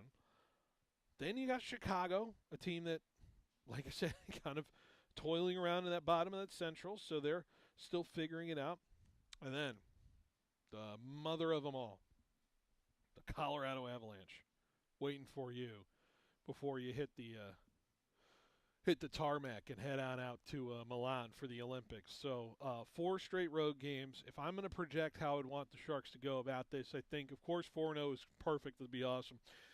I think a 3-1 stretch in that 4-game stretch feels like a win for the Sharks. Really could cement and solidify what they've been building. And if we're going to talk playoffs here for this Sharks team, that feels like the stretch that they need to grab in terms of it. A lot of games in hand with the Sharks. They're one of the few teams with only 51 games played so far through this season. So they're playing 4 games in the next 7 days. So it's a good stretch for them to kind of make up some points here. I look forward to what they can do tonight in Edmonton. A win tonight can certainly solidify some feelings about this crew. Anyways, so that's tonight. Sharks hockey always on 790. Be sure to tune in when we have those games. Tomorrow, Sportsline Bulldog Hour, Tony D, 2 to 3. We're going to have my show from 3 to 3:45. Yes, Lakers are in Washington, D.C. And Jorge, if the Lakers lose on Friday, man, we're roasting them badly on Monday, aren't we? I don't care if we're in San Francisco for Radio Row. We're roasting the hell out of the Lakers if they lose to the Wizards. We're roasting them. I mean, they're going against the Wizards. Right? Yeah, come on. The Wizards. Come on. The Wizards? You can't beat the Wizards? We'll preview that game tomorrow. So, yeah. Is there much to preview? Hey, you have more talent. You should probably win. The Wizards. That's my analysis. The Wizards are trash. You're the Lakers. That's my analysis. You never know. You could be taking. That they are away. Like they're in the Wizards' house. So. They are in the Wizards' house. Yes, the Wizards' lair. The vaunted Wizards' lair in Washington D.C. at. What is it called now? Capital One Arena, I think. Is that what it is? I used to remember it as Capital One, the arena or whatever it was. I don't know. These arena names change also all too many times for it. Anyways, I don't know why I talk about the Lakers right now. Sharks are going to play in like 8 minutes. Pregame started already on 790. Yeah? What are they talking about? You know? I'm not sure. You're just seeing levels up there. I know. I'm feeling silly at the end of this show. Anyways, we had an interesting show today. Interesting discussions, man. Just a little recap for you, man. Bulldogs in national news. This is crazy. That was crazy with the Josiah Freeman thing. I don't know. I want to see it talked about by Pete Thamel or something like that. Is Ole Miss really in hot water? It seems like Ole Miss fans are saying, oh, whatever. Who's poaching players from Fresno? Nobody ever develops in Fresno State anyway. And I've seen Fresno State fans clapping back with Devontae Adams, remixes and the Derek Carr remixes in terms of that. What do you call those videos? It's quite comical the uppityness of SEC fans when they don't even know. You know what? It's not the first time it's happened too. I feel like Fresno State has had good players that. Big schools just come in and talk to them, and then all of a sudden they're gone. The first time that happened to me, Jorge, or it happened to, do you remember? Man, I'm deep cutting it a little bit. You remember Jalen Saunders? Say that again. Jalen Saunders. Do you remember Jalen Saunders? He was wide receiver. Yeah, he for not a great 4-8 Fresno State team in 2011. He was awesome. He was an awesome wide receiver for the Fresno State Bulldogs. And then for some reason he just left and went to Oklahoma. And he was pretty good for Oklahoma to the point where he got drafted by the New York Jets, I believe. And then I remember that. Yeah. Didn't really kind of amount to much for the New York Jets, so go figure. But although I wouldn't blame Jalen Saunders because when you have Devontae Adams behind you, you know you might get your snaps cut. You know? No, but he was after. Wasn't he after? No, Saunders was 11. I remember Saunders was 11. Devontae then came in at 11, 12, mostly 12 and 13.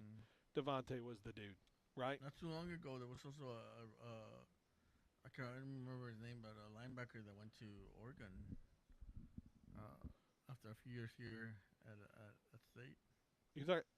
The only guy I think of that's prominent is Evan Williams. Yeah. Well, he's more of a safety, right? Right, safety. He's a safety. You said linebacker, so I was just trying to correct the record in terms defender. Defensive. He hit hard. That's what he does. He hit hard. In terms of that. Right. Anyways, gosh, I missed the 2013 receiver class. Come on, Isaiah Burse, Josh Harper, just to name a few. That was interesting. Am I omitting one? I'm definitely omitting one. You are. I can't remember though. I said Devontae too. Friends are going to kill me. People are going to kill me. There's one I'm missing, aren't I? Whatever. Marcel Jensen, tight end.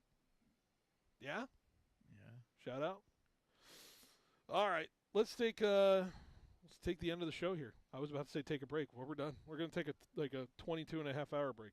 Jorge, good show. Great show. See you tomorrow, 3 o'clock. ESPN Fresno is taking you straight to the